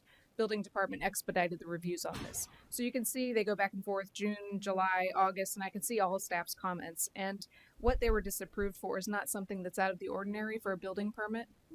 And then on the land development review, that's more of a technicality. It was denied because they didn't have a pre-application meeting. So it's just little nuances that are not unusual for land development sort of reviews. Deputy Mayor? I'm good. Okay. So Councilman Johnson? So when are the encumbrance and expenditure deadlines again? The encumbrance deadline is September 30th. The expenditure deadline is based upon our agreement with Macedonia, and I'd have to ask Evie to speak to that a little bit more in detail if you have questions about that. Where we're at currently in the calendar is if we put it back out, more than likely we're probably going to get the same applications, to be honest.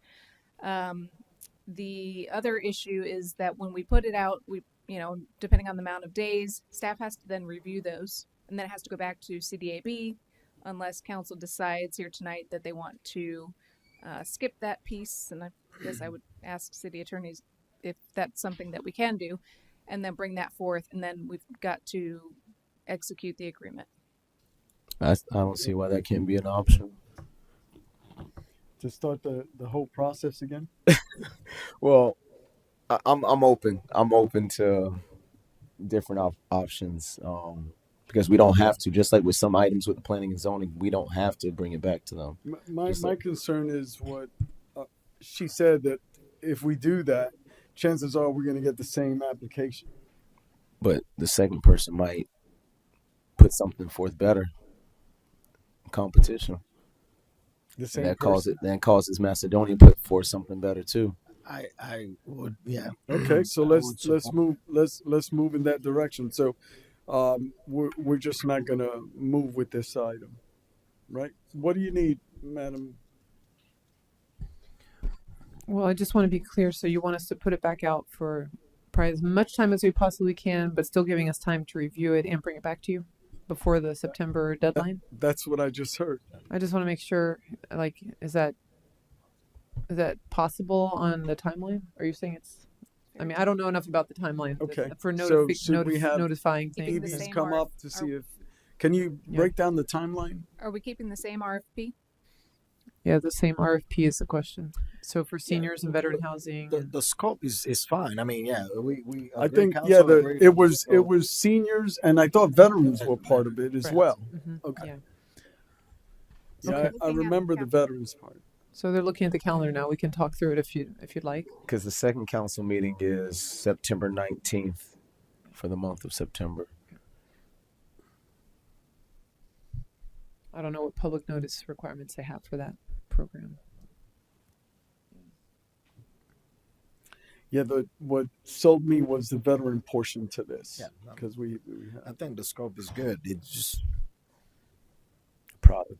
I mean, for some correct. If for some reason they can't, we have more to look at. We could always just, not make a decision on this tonight. We can always come back to you on the 13th, and if we can't work it out, I mean, that's another way we could do it. We'll try our very best to give you a new schedule and timeline that gets more applications in. Okay. I wish they would have stayed. They left early. Yeah, I think could have probably answered staff a little more. shared that I believe when consent got passed, they thought their item was approved, so they missed that somehow. So that's why they left. Yeah.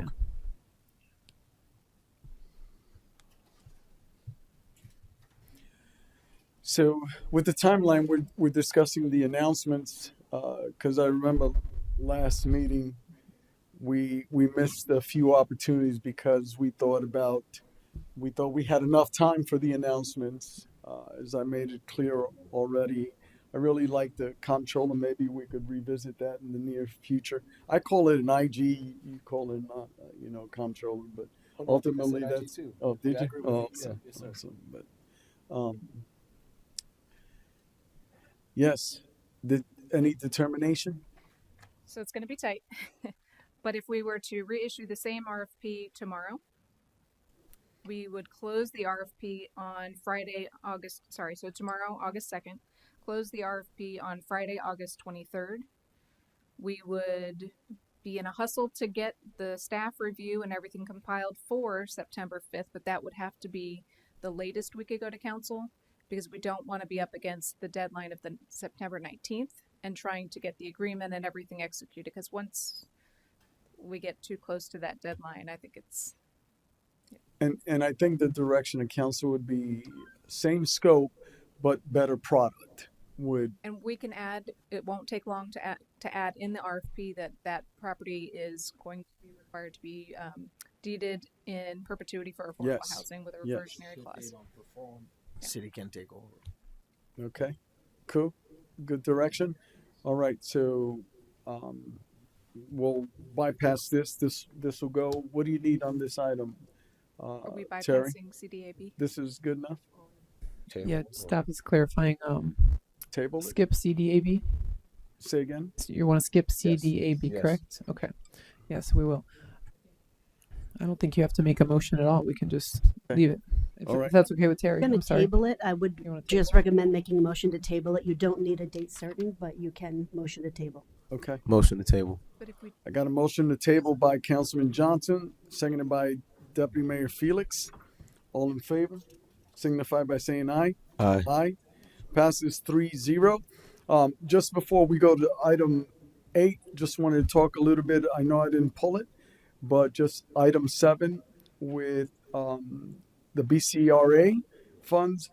Keep in mind, it's going to our road maintenance. At the same time, I still want to consider the incentives for the economic development portion. So I just want to keep that in everyone's sir. mind with that. But this is all going towards that. Yes, sir. So item number 8. Mr. Batten. Bill Batten, 586 Ocean Spray Street, Southwest. I know I'm not talking a lot of money, $23,000, but I like seeing multi-purpose tools. I normally carry one on my back pocket, multi-purpose, instead of just being locked into one thing. You could have the very nice small truck or anything else that would be dual purpose, would still accomplish the same thing of the ability to travel down the interstate for your training purposes and stuff like that. So make it a dual purpose, right? If the city manager can drive a pickup truck that looks better than most cars, then surely we can have a truck that looks good as a Toyota Corolla for hauling people around town, but we'd still be able to use it for other functions. Just to make it multi-purpose instead of just a car. Thank you. Thank you. Madam Chairman, any comments? No, sir. Okay. I need a motion. Got a motion by Councilman Johnson, seconded by Mayor Medina. Any discussion? All in favor signify by saying aye. Aye. Passes 2-0. We are now on item number 1, procurement. Madam Sherman. Thank you, Mayor. This is an item that goes back quite a ways. We've already talked about a little bit. I want to kind of give you an update from our last real discussion on this project, which was an executive session that we had earlier in June regarding a property that needed to be acquired to complete the road intersection project. We have had a lot of efforts since that executive session to try to acquire what was needed. We have been unsuccessful. At this point, the construction activity on the project, the intersection project, has been limited, and the city's ability to meet the needs of the intersection, not just to be completed in a timely manner, but also to meet the timelines of neighboring parcels that are under development, which includes the commercial entities where Publix is located. Our ability to meet their timelines, the window of that is shrinking significantly. After the meeting we had on Monday on site with the owners and their attorneys and our attorneys attempting to work it out, there was still no forward movement on that and no clear path to get them to agree. So we've been working rapidly this weekend and prior to that to look at other options. The option we're bringing before you is an option to basically change the way the road is being built. So it kind of describes it in here. I'll lean on my technical people for more clarity as you need it. But essentially, we're looking at, instead of the original design, which is what's built into the contract, to put base rock down and then pave on top of that. This changes the scope to be asphalt paving only, so no base rock. That does a couple of things for us. It enables us to get the project going faster on the other side of the road. We're also looking at changing the southern end of the road project, so the intersection will not go quite as far, to basically change the design there to avoid the conflict with this parcel.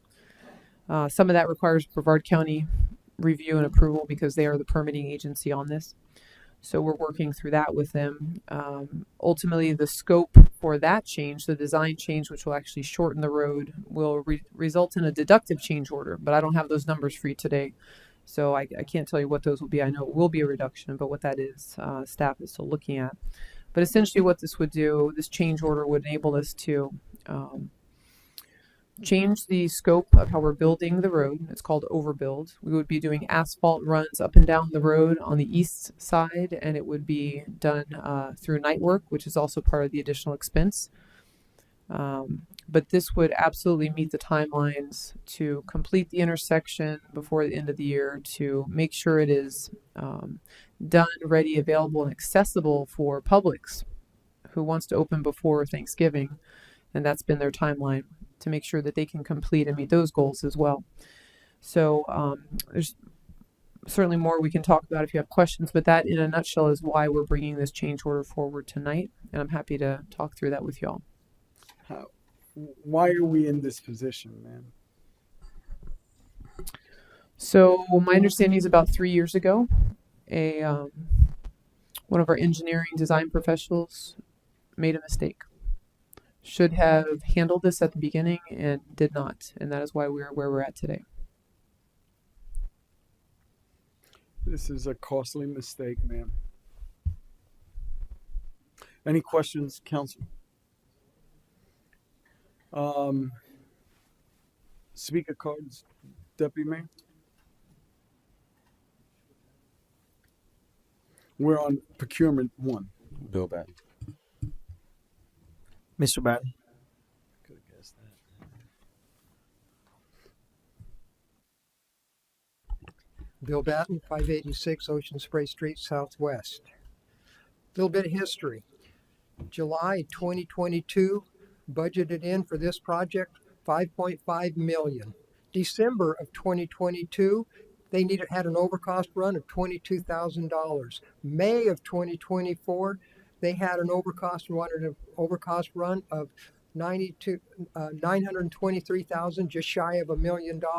Now here we are in July of 2024. You want $1.2 million. That's a total of $7.7 million for what started out as a $5.5 million.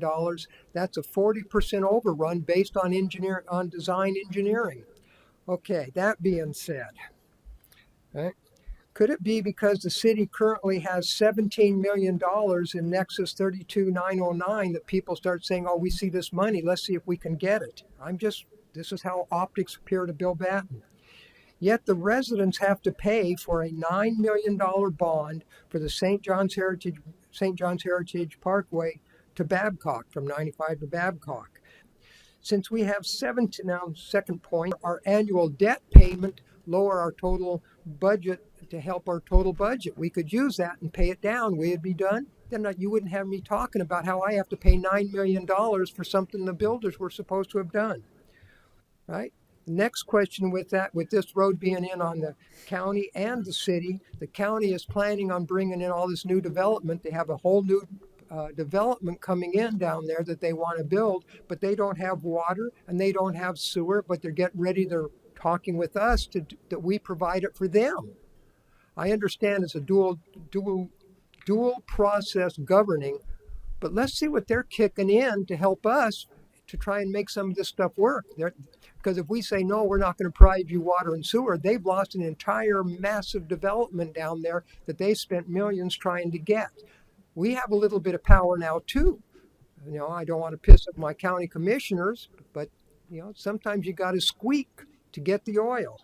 Remember, This is all because of a design engineering failure that we just spent another $3 million on for St. John's Heritage Parkway for design engineering. I don't want to repeat history, folks. Thank you. Thank you.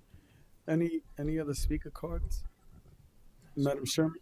Yes, sir. So on the $9 million bond for the original St. John's Heritage Parkway out there, from the beginning of the project till now, it has not been paid with any general fund taxpayer dollars. It's all been paid out of transportation impact fees from the beginning till now.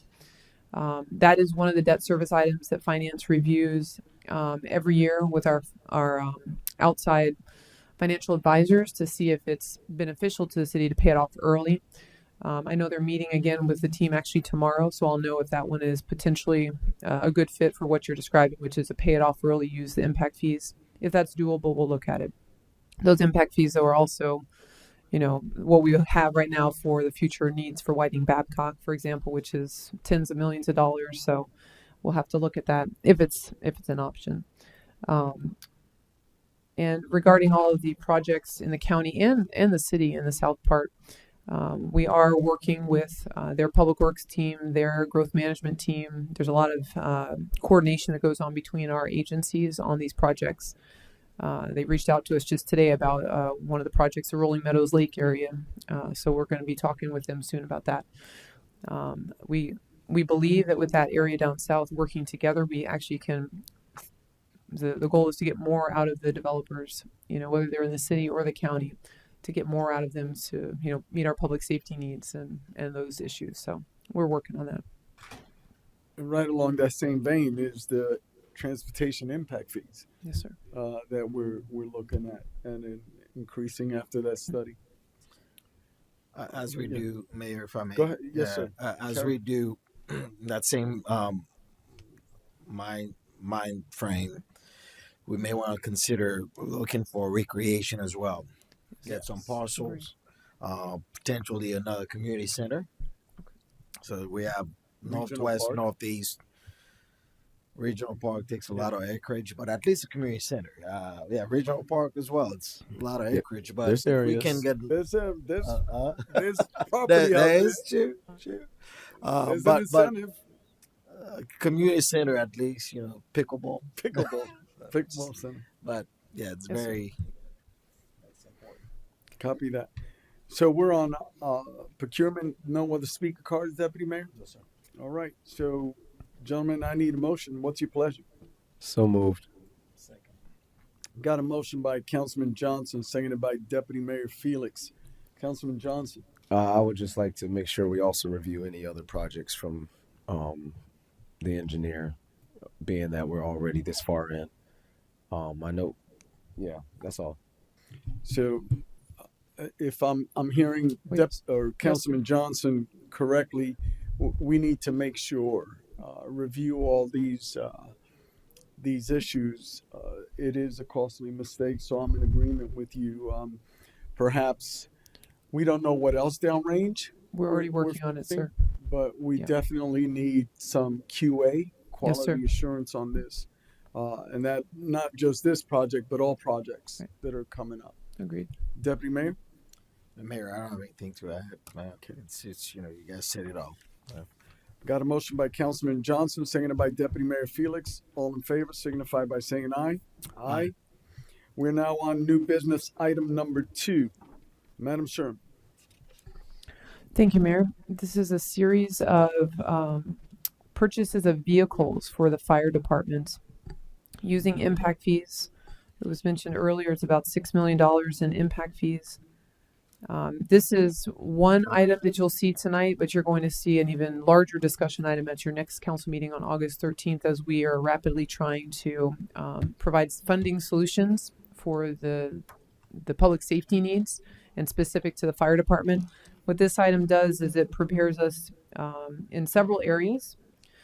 It brings in vehicles that are for training, but more importantly, beyond the training vehicles that are in here are things like another fire tender that is significant for the 32909 area. It's going to bring in the ability to have 3 new high water vehicles that are also kind of double as brush trucks, which we need to service the city. And the one that I'm most excited about are the item where we mentioned bringing in 5 squad vehicles. The squad vehicles are the vehicles that you staff with 2 firefighters. They're smaller. They're able to quickly deploy to medical calls is what they are usually used for. And one of these squads being purchased here actually enables us to create a situation where we can meet one of our short-term goals to begin to address the call response time in the southeast part of the city, which is to have a squad vehicle, staff it, and house it. I use housing is not the right term, but to have it located at Sunrise Elementary. We've been in conversation with the principal. They like that idea. They're willing to work with us on it. So what we would do is, as soon as we get the vehicle outfitted, ready to go, staffed, which we have staffing to do on overtime right now, we'll have more staff in October because of the new positions you all had approved and because of vacancies we're preparing to fill. So what will happen in our goal is within just a couple of months is to have an actual squad staffing and stationed at Sunrise Elementary during the peak call times, the times when we know we have the most calls on an average day. And that will begin to help us on our quest to solve that problem. On the heels of that, and I know this isn't the item, but I'll tell you part of what's coming up at the next meeting is the additional phases of our plan, which is to procure temporary stations. We have a location off of Mariloma that's been identified. We'd like to put a temporary station. It's not cheap, but we know we need to do that. And if we are able to put a temporary station, separately from that, we're working on the plan for the fully built out, the location, the building of a new fire station, but that takes time. So the short-term solution is a squad now. On the heels of that, come behind with a temporary station in the southeast. We're also talking about one for the northwest, across from Heritage High School. And we have vehicles that we're able to acquire within, basically a 6-month time frame that will help us expand beyond the squad concept at a temporary station. So in other words, there's an engine that we're looking at that would be available in December, January timeframe, which is unusual because usually they take months and months to build.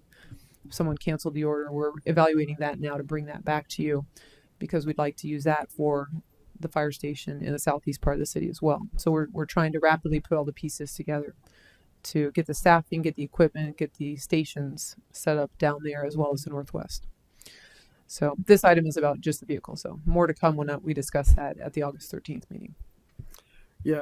So I don't know if you know, but I think these 2-man teams are really critical in providing emergency care. Are they equipped with the Lucas device? I guess that's more for the chief. He's not in his head. Yeah, he is. Would you like him to come up anyway? Yeah. Well, yes. Sure. Come on up. Because I've seen those in operation, and it's just to get there to our residents in a timely manner. I think this is the best way we could provide that public safety. Chief? Yes, sir. It will include a life pack and a Lucas, all advanced life support tools that we need. Everything you have on the engine right now and on the 2 current squads will be on these, in addition to some firefighting equipment so that when they get on scene with something like that, they've got their protective gear, forcible entry tools, fire extinguishers, things like that. 2-man team. 2-man team. Mobile 2-man team. Sir, yes, sir. EMTs.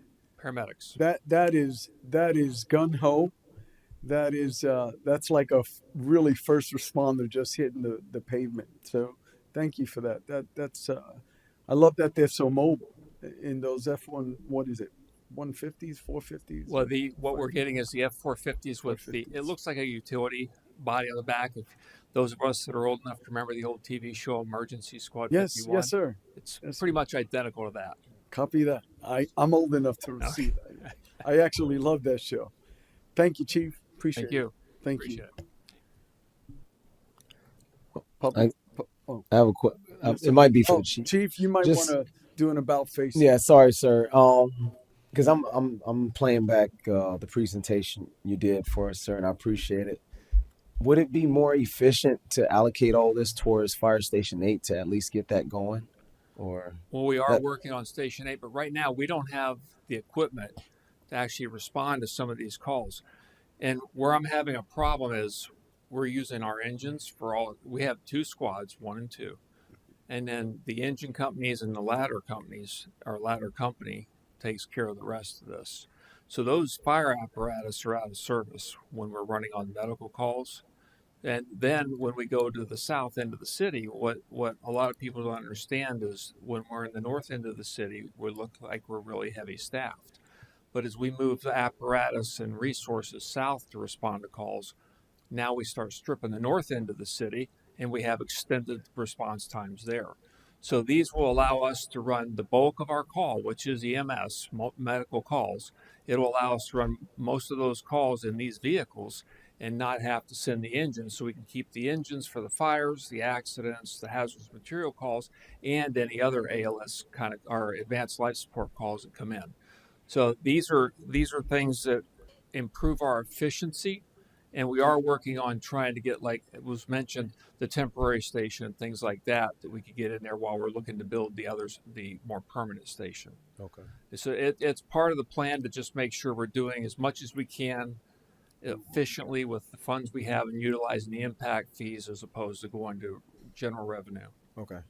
And I misspoke. Station 9, because Station 9 is the one by Sunrise. So my apologies. Yes. But I know you've been working with the principal. I appreciate that, sir. Yes, I spoke with her this morning and her two APs. Yep. They are working on seeing if they can find a spot for us. Excuse me. So they said they'd get back with me on that there, but they were very excited to hear what was going on. Perfect. Awesome. Thank you. Yeah, and this will prolong the life of our trucks as well, right? Yes, sir. I did leave that out. Yes, This will increase the life expectancy of all the $1 million plus apparatus out there. Yes, sir. Outstanding. This is thank you. Thank you. This is motivating, sir. Speaker. Mr. Batten. But we're right on the same page with this. Yes, sir. Bill Batten, 586 Ocean Spray Street, Southwest. 6.3 million. I understand it's for your safety lines, right? But that generates. Was this in the budget presentation that we just watched? Was this 6.3 million in that budget presentation we just watched, or is this something additional to the budget? Because we haven't even passed our budget yet. Now we're talking about spending budgets that we haven't even got to yet. I'm just curious because I'm watching it. The other question that we heard about all the great vehicles that are there, and I understand it. To me personally, rapid response, 2 people, you can do a lot with 2 people and all the equipment in hand. You can accomplish a lot. I understand that. But the other thing in that packet was the $1.7 million for training. When you break it down, 1.7 million could buy a lot of stuff. And then I said, well, and as I was reading the package, it says those vehicles could be used someplace else, those training vehicles. So first off, what is the training vehicle? And if we can spend money on training vehicles, why don't we just spend money on vehicles that we need to fill and man the houses with, right?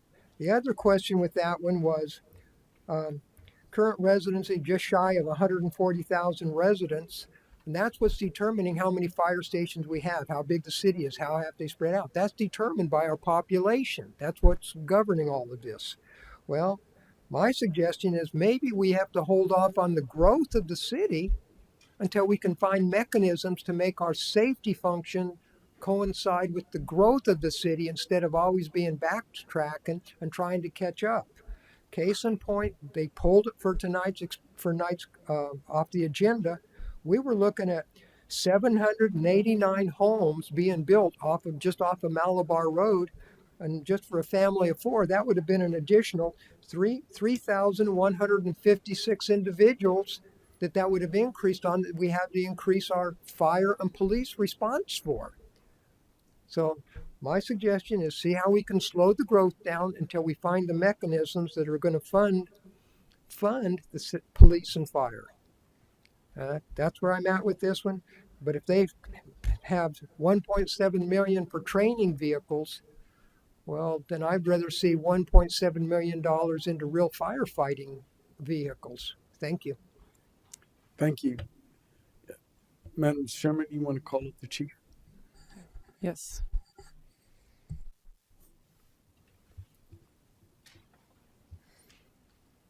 As far as the training vehicles in 1.7, what we currently have is we have 2 I'll call them surplus vehicles, an engine and a ladder truck. A lot of this equipment is going on those vehicles. So those vehicles are already purchased. They've reached their end of life for average response to emergency calls. Then the vehicles that we're buying that are the actual vehicles, three of them will be to take the training officers with a lot of this equipment to the stations and directly deliver the training in the stations where we can do that, keep those units in their area in case there's a call. That way we don't have to move coverage around and extend response times. So that's what those are. And then a couple of the others, I think it's two others, are just vehicles that are staff vehicles. But with the purchase of those staff vehicles, we now have the availability of taking current staff vehicles and making up to 3 squads that we can get into service in a couple of months while we're waiting on the delivery of the ones we're purchasing that are in here tonight also. So it's 1.7 million, that's correct. But what it is, it's a variety of tools, it's a variety of vehicles, and it's a variety of props.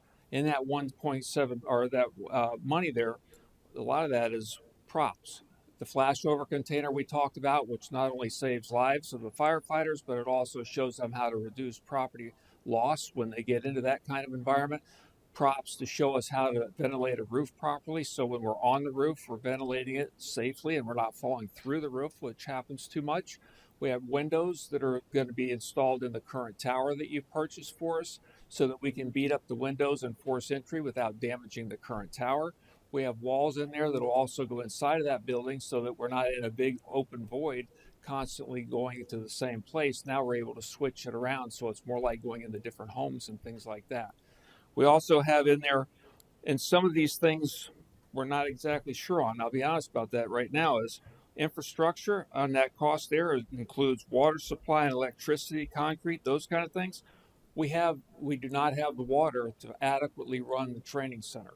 So we're looking at options on how to get water in there. Is that water lines with hydrants? Is it tanks to bring water in and store it? That kind of stuff. So we're not sure about that. That may not even materialize based on how we get it and what that's going to cost.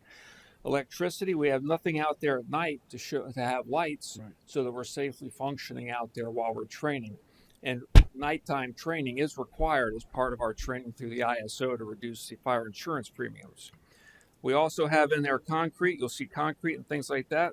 That's to put our vehicles on when we're training for extrication, so that when we're done, we can take and clean it up and move it away instead of leaving the glass and the shrapnel and things like that from where we were extricating on the ground. Now we have unsafe conditions.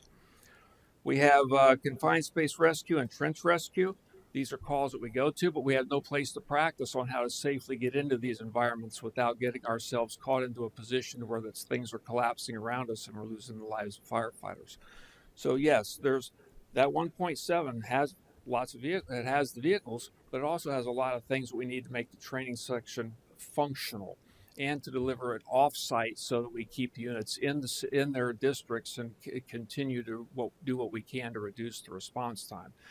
And as a side part of this is all these same pieces of equipment are necessary to become a state certified training center, which down the road allows us to teach to deliver classes that we currently cannot deliver. And at the same time, down the road, if we get certified and everything works out for us, then we start generating revenue. So yes, it is there, and that's a lot of stuff, and it is phase one. But we need this to train the firefighters. If I don't have properly and safely trained firefighters, I can't deliver a service to the citizens to where that they can expect to be properly serviced by the firefighters out there, which means we need the training to save their lives like we needed to save ours.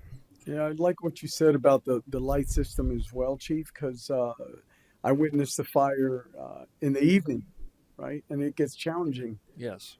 To come in. As a matter of fact, I seen one of the female firefighters take control over that fire. So it was really exciting to see. The chief's daughter, yes, I'm going to call her out, Firefighter Argello. So might as well just call it out, right? But to that end, I think one of the questions that Master Chief had was the funding aspect to it. His breakdown, if I remember correctly. funding, that's all impact fees. This is all impact fees. It's not in the current budget, nor is it in the upcoming budget, because we're using the impact fees. And that's what the development, that's why it's there, is for us to take and let developers pay for the services that we need. And that's what we're doing with this project. Thank you. And also, I think the initial question was about the presentation that we had just done. Yes. So these are all vehicles that were, part of that presentation, right? Yes, So, and it did say in the presentation, it showed on the side where we were buying these vehicles with impact fees. So we showed the overall cost of a station, and then we extracted what was going to be purchased by impact fees, thereby reducing the cost from general revenue. Thank you, Chief. Thank you. Any? Yes. Because I'm starting to. I see where Mr. Batten's getting at. With the training facility that we're looking at building, It's there. That we're looking to put almost $1 million towards it. Have we looked at how much we're going to make from it? Because you said you might be hosting. How much we'll make from it? You say that right now, that's going to be several years down the road, and it will cost us a lot to just, if we were to decide today to go ahead and make this a state certified training center, it's going to cost us millions. This is a phase-in approach, as it says here in the document. This is phase one. It's probably going to take a few years to get us to that point to where we're able to do that, because what we don't have in here is a need for classrooms. The state says we have to have a certain amount of classroom space. We have to have areas for them to take their showers, restrooms, things like that. That's not in here yet, but we're working towards that. Now, as far as what the revenue is down the road, that would be, once we get done, that's kind of, I don't want to say unlimited, but it's based on what we put in the ground and the infrastructure. The technical rescue training, that's a high cost training, that where if we turn around, we can get several $100s to bring per student to bring them there for that kind of training. Other trainings might be only $50 or $100, but you're going to have those people coming through more frequently than you will in the technical rescue, the confined space, and that kind of stuff. So the exact number is based on what we put on the property. Okay. Do you have an estimate of how many of these state facilities that are already? I know. I'm sorry. I'm going to say more every than county 20? pretty much has one, so that's at least 67. Okay. There's some counties that have two. Their fire departments they have their own standalone training centers that are state certified. That way they can teach classes and not have to go pay elsewhere. Because like right now, if I wanted to do confined space training, or I wanted to do any of that technical rescue stuff, I would have to go somewhere and pay them hundreds of dollars per student to get that training. Now, once we get this certification, now what I'm doing is paying for supplies, and our training staff teaches it. So there's that reduction where we're saving. And then I can tell you, this was, if we move forward and this is down the road and everything goes right, when I did this same thing in Coral Springs, our training center there, and that's one of 3 in that county, we turned around and we covered the revenue for all training for city employees. We covered the cost of the facility, the equipment that we needed, but we had to have the seed money to get it started. So the return on investment was huge. When I left there, we were bringing over $1 million a year in class revenue. Okay. I'm not guaranteeing that's what we're going to have. Yeah, right I understand. here. Yeah, We've but we don't know yet. The only other thing. This got loud. Okay. I don't see the training vehicles as an immediate need. I feel like that can be used elsewhere. Now I'm not taking away from the 1.7, but the 406,000, because the vehicles, they're not going to be used all the time, so they'll just be sitting, from my understanding. There's 3 pickup trucks in there. That's where we're going to put some of these props and take them to the stations. We have no means of getting them to the stations. If we didn't have the vehicles to get them to the stations, then we'd have to bring the trucks into the training center, which is going to increase response time while those trucks are out. Additionally, these vehicles, these training officers are also our health and safety officers, and they respond to major events as an incident command support person. so they're able to function in the capacity of safety officer and things like that, accountability, depending on what the incident commander needs them to do. Okay. So it's more than just a training vehicle, but it's assigned to the training division to carry the training props, and we're using it for other things at the same time. Okay. Apologies for all the questions. I'm going back and forth because we had that's all right. we had the That's what I'm 40 here page for. yeah, we had the 40-page slide a month ago, and then Right. I'm trying to make sure. And we're trying to address a lot of that from that presentation in this document. Okay. Good questions? Yes. All right. I just want to make sure because I remember there was a lot. You gave us a lot on that. Yeah. It was a lot. So I want to make we sure are expensive and we have a lot of needs. I apologize. That's just the nature of the beast. And I understand that. So I just want to make sure we're using it for the best for downrange. That's what I was this thinking. document has been torn up for several months. Okay. And rewritten and stuff to make sure we're getting the most efficient use out of what we're doing.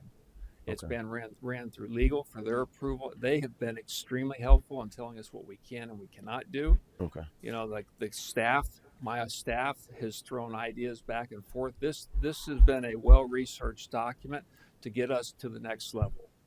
It's kind of like the foundation. Thank you. Thank you. I think the bottom line is this is exactly what's needed to save lives, right? Ultimately, what we're looking at is improving our public safety, but those are my thoughts. No additional speaker cards, so I need a motion. So I'll second it. So I got a motion by Deputy Mayor Felix, seconded by Mayor Medina. Deputy Mayor? Mayor, I think a lot's been said. The chief was pretty clear as to answering all our questions and some of the concerns as well. I mean, the needs are clear; they're there. So, I'm willing to truly put all money where our mouths are and just approve this. Yeah, you know, I agree. I believe that this is not only training aspect, but those two-man teams, and then at the same time, I think Councilman Johnson, I think you nailed it when it comes to the training facility. This is a huge elephant, right? And I think I said this the last time, is you're taking a bite out of it each and every time. And this is a bite. It is the fire impact fees.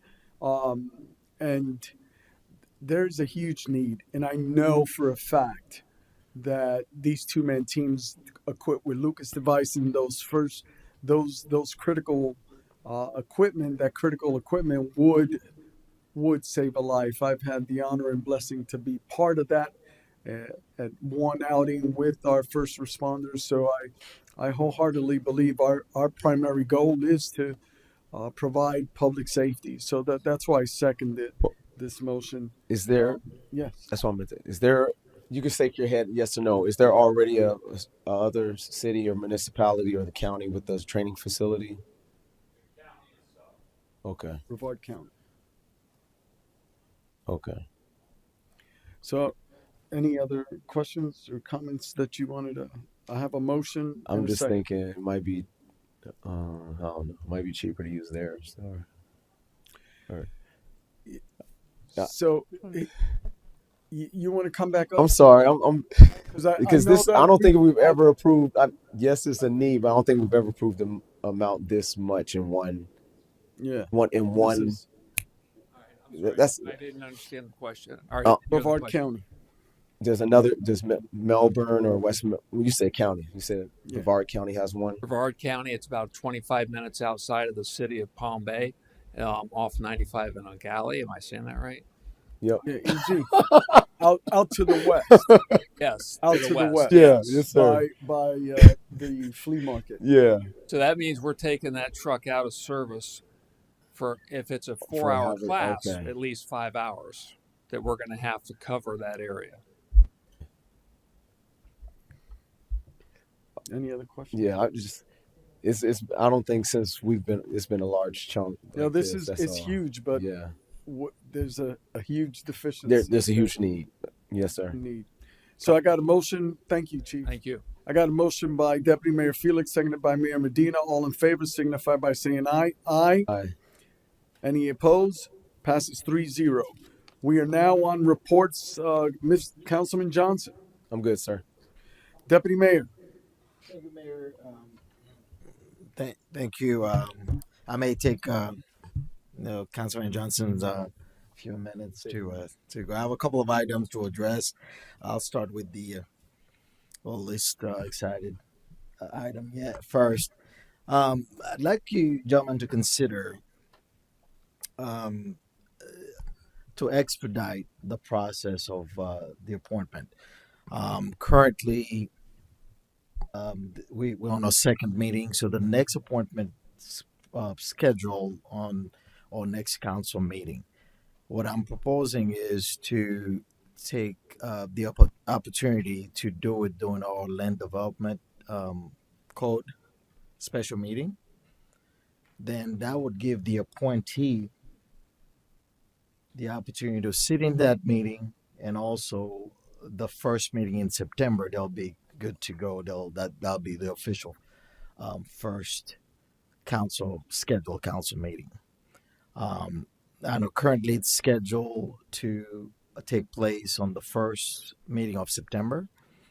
Am I saying that right? No, I'm sorry. Yeah, that is correct. Right. The appointment, the ranking.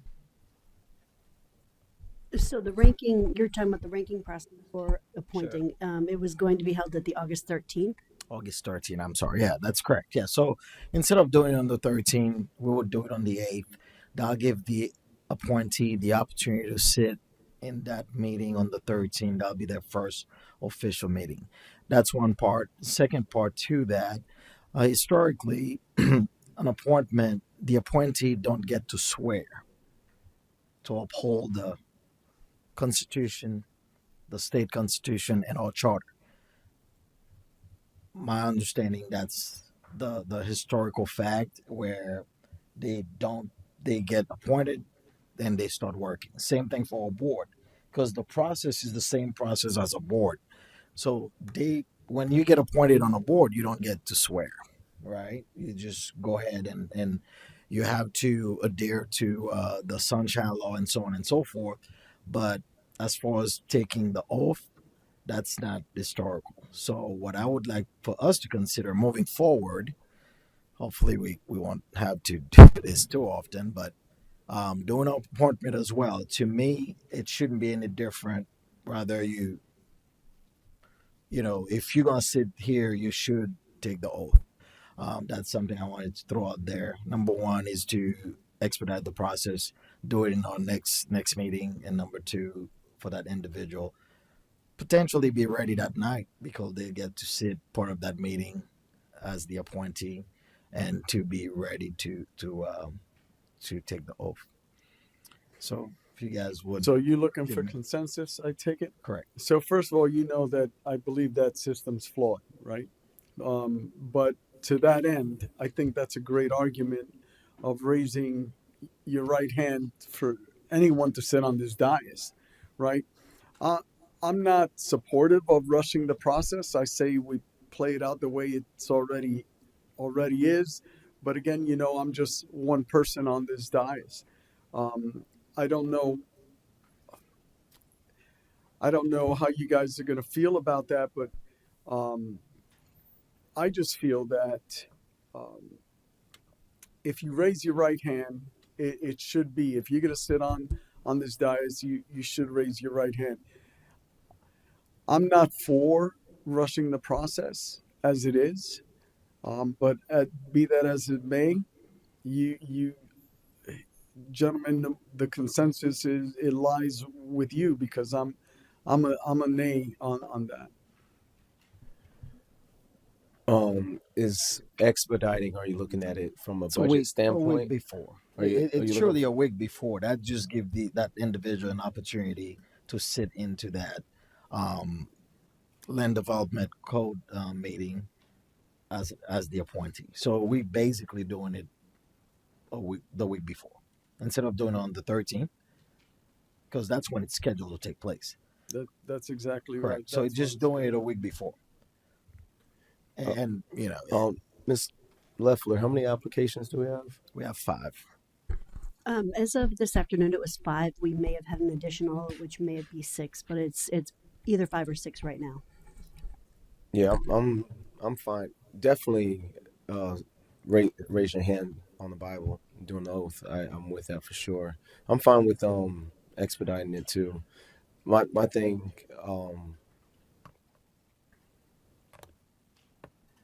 yeah, I'm good. I'm good. Okay, what's All your right. next item? That is that. It's a little bit of good news to share with us. So Mangoes. yeah. So this is just to help me welcome Josiah Joel Felix. That's my grandson. Okay. As of Tuesday night, 9 o'clock, I'm officially a grandpa, and Officially? okay, officially, yeah. That's what's up, man. Is that number one? That's number one. That's I'm what, a yeah. veteran, That's big boy. so. Just wanted to welcome him and shared with the Josiah Joel. Joel Yeah, JJ. yeah. It's my grandson. Yeah, so I'm excited. Cutie. Just wanted to welcome and share with the crowd. What a cutie. This concludes my report. What a Thank you. cutie. What was that? Pretty Already. much. What do you say? He's palming the ball. The ball. Oh. Thank you, Brian. Okay. Thank you. That's it? Yeah, that's it, sir. All right. So for my reports, I just want to give a shout out to Palm Bay Fire Rescue, Palm Bay PD. Man, they took it to the courts. They did a great fundraiser. Let me share with you. It was an exciting nail biter, right? These guys were really, they put it on. I like Dean. He was inside, man. He was a beast. Yeah, Chief of Jello played, but Dean was like the man inside. He did an outstanding job controlling the center. It was exciting. It was a 3-point edge. Palm Bay PD won, but I think Fire Rescue is going to challenge them next year. Let me encourage everyone to come out and support our first responders. It was a great experience for me, right? I had a great time. I think I had more fun than the players because I'm able to root and go back and forth. But anyway, let's always support our men and women that are out there doing fundraisers for themselves as well. Got to give a shout out to Heritage High School. The principal, he was actually one of the referees, giving up his time. So it was a collaborative effort, a community event, and a lot of folks did come out. So next year, I want to see all council out there cheering on. Now, I'm not a baller, but I could play some baseball. I think I still got some skills there, but Mayor, I was out of the country, so it might affect. All right, well, maybe next year. And then I wanted to share a little bit about the status of our public works, because as you know, we're in the midst of hurricane season. So I've asked Madam Sherman if Valentino could come up and give a brief update. Want to make sure our canals are good, what's being scheduled. We even have something out there that may come and give us a downpour of rain. So I want to do just an update to our community and make sure that everyone's right on point to know, hey, we got to clear these canals. Good evening, Mayor, City Council. I'm happy to report that from last year's kind of where we're at with the tickets, close to like 800 open tickets for trenching. We're down to about 140. Those coming in within the last months because obviously we're in the rainy season. Yeah. But like I informed Ms. Sherman, we've got great communication with the Tillman District where all of our water flows. Just monitoring those water levels to make sure that we're keeping an eye out for the tropics. We know what's kind of coming, some rain, so we want to be prepped for that. So good communication there. Our trenching tickets, like I said, are at the lowest they've been. So we're in great shape. I'm happy to report that. And what about the Lockmar area? Because I know we have some challenges there as well. So we completed the canal dipping in 50. We're heading over to 45. So a lot of that effort has been in preparation for these events. Okay. So I think we're gonna get in a good spot. Okay. Well, we have something brewing out there. So I just wanted the community to understand that you guys are right on target. We did reduce those tickets dramatically. So thank you for that. And just want to give that update, sir. Thank you. And kudos Under to my the staff that we reports. have. Very proud of the team that's being led by Jose Sanabria, who was our new operations manager. Eric, the guys in the back, they're amazing. You guys are going to see them out there if we get into a crunch where we're responding to any drainage issues. The guys, they'll be on call and we'll be on point. All right. Well, outstanding job, Public Works. Way to go, team. Outstanding job. So that concludes my reports, Madam Sherman. Thank you, Mayor. I just have one item, but before I get to that, I'd like Joan to provide an update. She's been interacting with staff on the item that we discussed, tabling, so that we could do the the additional advertisements. And I think we have a couple hurdles that have been brought to my attention that I need her to share with you. So we originally thought we could do it, but there may be some snags. So. Yeah, thank you, Ms. Sherman. This is about consent number 6, Macedonia CDC's application for the home funds and the donation of the 6 properties on Northview Street. So we do have a 30-day requirement for HUD to advertise the RFP before we accept applications. So this means that the earliest we'd be able to advertise would be sometime early next week. 30 days from then, we can accept all proposals and applications. And then staff would have to review them and bring those forth to council. Are we still in the time frame? No, sir. So we need action today. Yes, sir. All right, gentlemen. Are we legally, Mr. Edwards? We haven't closed our meeting. Can we proceed with this? Yes, you're just going to bring, because you basically what you said was you're going to table it. Yes. Until the next meeting. So now you can just bring it back, but you have to vote to bring it back. Move to bring it back. Move to bring it back next meeting. Are we still in the time frame, or bring it back now? No. If you can either do it now or next meeting. Okay. If we brought it back next meeting, we would still be within our time frame, because either way, we're not going to make the deadline to advertise and reopen it for another. We won't make it within the deadline. So you need it today. Yes. Well, if we brought it back, we tabled it and brought it back on August 13th, we would still be within our deadline. If council denies it tonight or denies it on the 13th, we're not going to meet our deadline. If you vote on it tonight or you vote on it August 13th, we will still meet our deadline. So if you vote to approve, I mean. So I don't want to complicate this, right? But do you think we'll get a more improved project by next meeting, which is a week? We won't be able to even accept applications. Mayor, if I may still, since we already tabled it, I would ask that we bring it back next week. I mean, regardless, we're going to be, I'd like to make sure the applicant is here to, at least we can have that dialogue, right? Give them the fair share. I want them to hear us out, hear me out, hear us out, and hopefully they can, but nothing going to change as far as what the item is, right? Is that good with you? Yeah. So you want to move? Back. You need a motion for No. this to come back. No, because you've already tabled it. So if we're gonna just continue with the tabling, we've already done it. And you're gonna just bring it back next meeting. Yes. Okay. You don't And need a let the- motion for that. No, you've already Okay. done it. All right. Cool. All right. Mr. Edwards, any reports? No, Mayor. Okay. Any speaker cards? Sailor Stice? Yeah. Navy. Yeah. I hate this dice.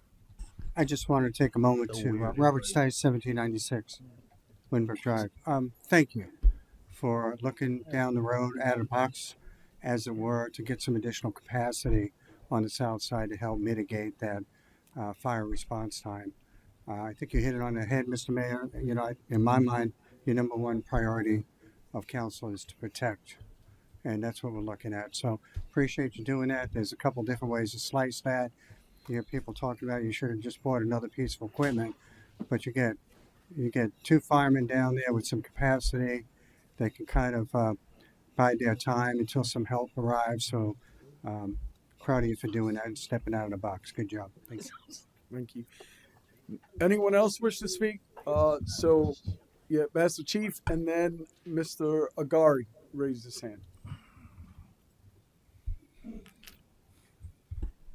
Bill Batten, 586 Ocean Spray Street, Southwest. A couple of real quick ones. When we're looking at the um, funding for building affordable housing, we have certain criteria, but if we look for, I know this sounds rude and sociably unacceptable, but we can build metal frame homes cheaper than we can build other homes. It still provides us with that quick accomplishment. We could get 3 for the price of 1 just by going with metal buildings instead of others that come in prefab. We can build them quicker. It's just something to consider. I don't know how our codes and ordinance come in, but I know several people that live in them now, and you walk in the house, you don't know the difference. But it's definitely less expensive. That's number one. The other one was I brought out before that when we go to the city's website and you click on the GIS mapping, that we don't get any of the tax collector's aerial. It's not available. And so I use that a lot when I'm when I look up a report, I like to see what's actually there. I now have to leave our website, go to the tax collector's website to look at their maps under aerial. So I don't know why it's not. A nice little banner comes up and says it's not available. So I'm just going to try again if I could get that brought back somehow. The other one was I appreciate driving on Mitten Road. It is such a sweet change. It's great. Thank you very much. And I'm sorry, that's right. Thank you, public, for spending $150 million because that's what paid for that road. Right.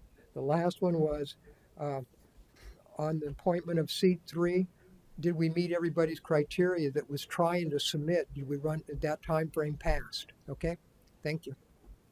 Thank you. So, Ms. Agari? Yes, sir. I wonder if Master Chief Batten's speeding down Minton Road. Yeah, good night, Council. I am Alfie Gar from 1680 Main Street, Northeast Bombay. But, on that same appointed topic, I was thinking, I just have a suggestion. Could we wait until after the primary election to appoint someone for the seat? Because the time is so close, and it's a possibility that somebody could come through with a 50% plus 1. And appointing someone this week, and somebody came in with a 50% plus 1 may cause a conflicting issue right here. I'm just saying, it's just a suggestion. The other thing is, where the impact fees is concerned, I keep saying to myself, the word impact fee explains itself. We're collecting impact fee in whatever section the development are going on. Why don't we go ahead and spend that fee in the same community? Say, for instance, Malabar Road and the Parkway. We have such a traffic jam on Emerson, entering into the Parkway on Pace, and we have so much thousand houses going up down there. So we must collect the amount of impact fee that we can put in a turn lane, a traffic light, and stuff like this, because the impact fee is collecting because these development causing the impact in that community, right? That's what I thought. So I think, we should focus more on these areas. I keep saying stuff about the public work department. I think our public work department can make money to maintain their department. In a sense, just like I was looking at the agenda tonight, and I see we're $1.4 million going towards a contractor for piping, for putting, like drainage pipes. The public work department could bid that job too. and do the work. We bought dump trucks for them. We bought equipment. They have a couple hundred workers. Why not they bid some of these projects and keep the money in house instead of paying it out to the contractors all the time, private contractors, you know? So that's just a few of my suggestions. So good night. Thank you. Thank you. Anyone else wish to speak? Seeing none, this meeting's adjourned.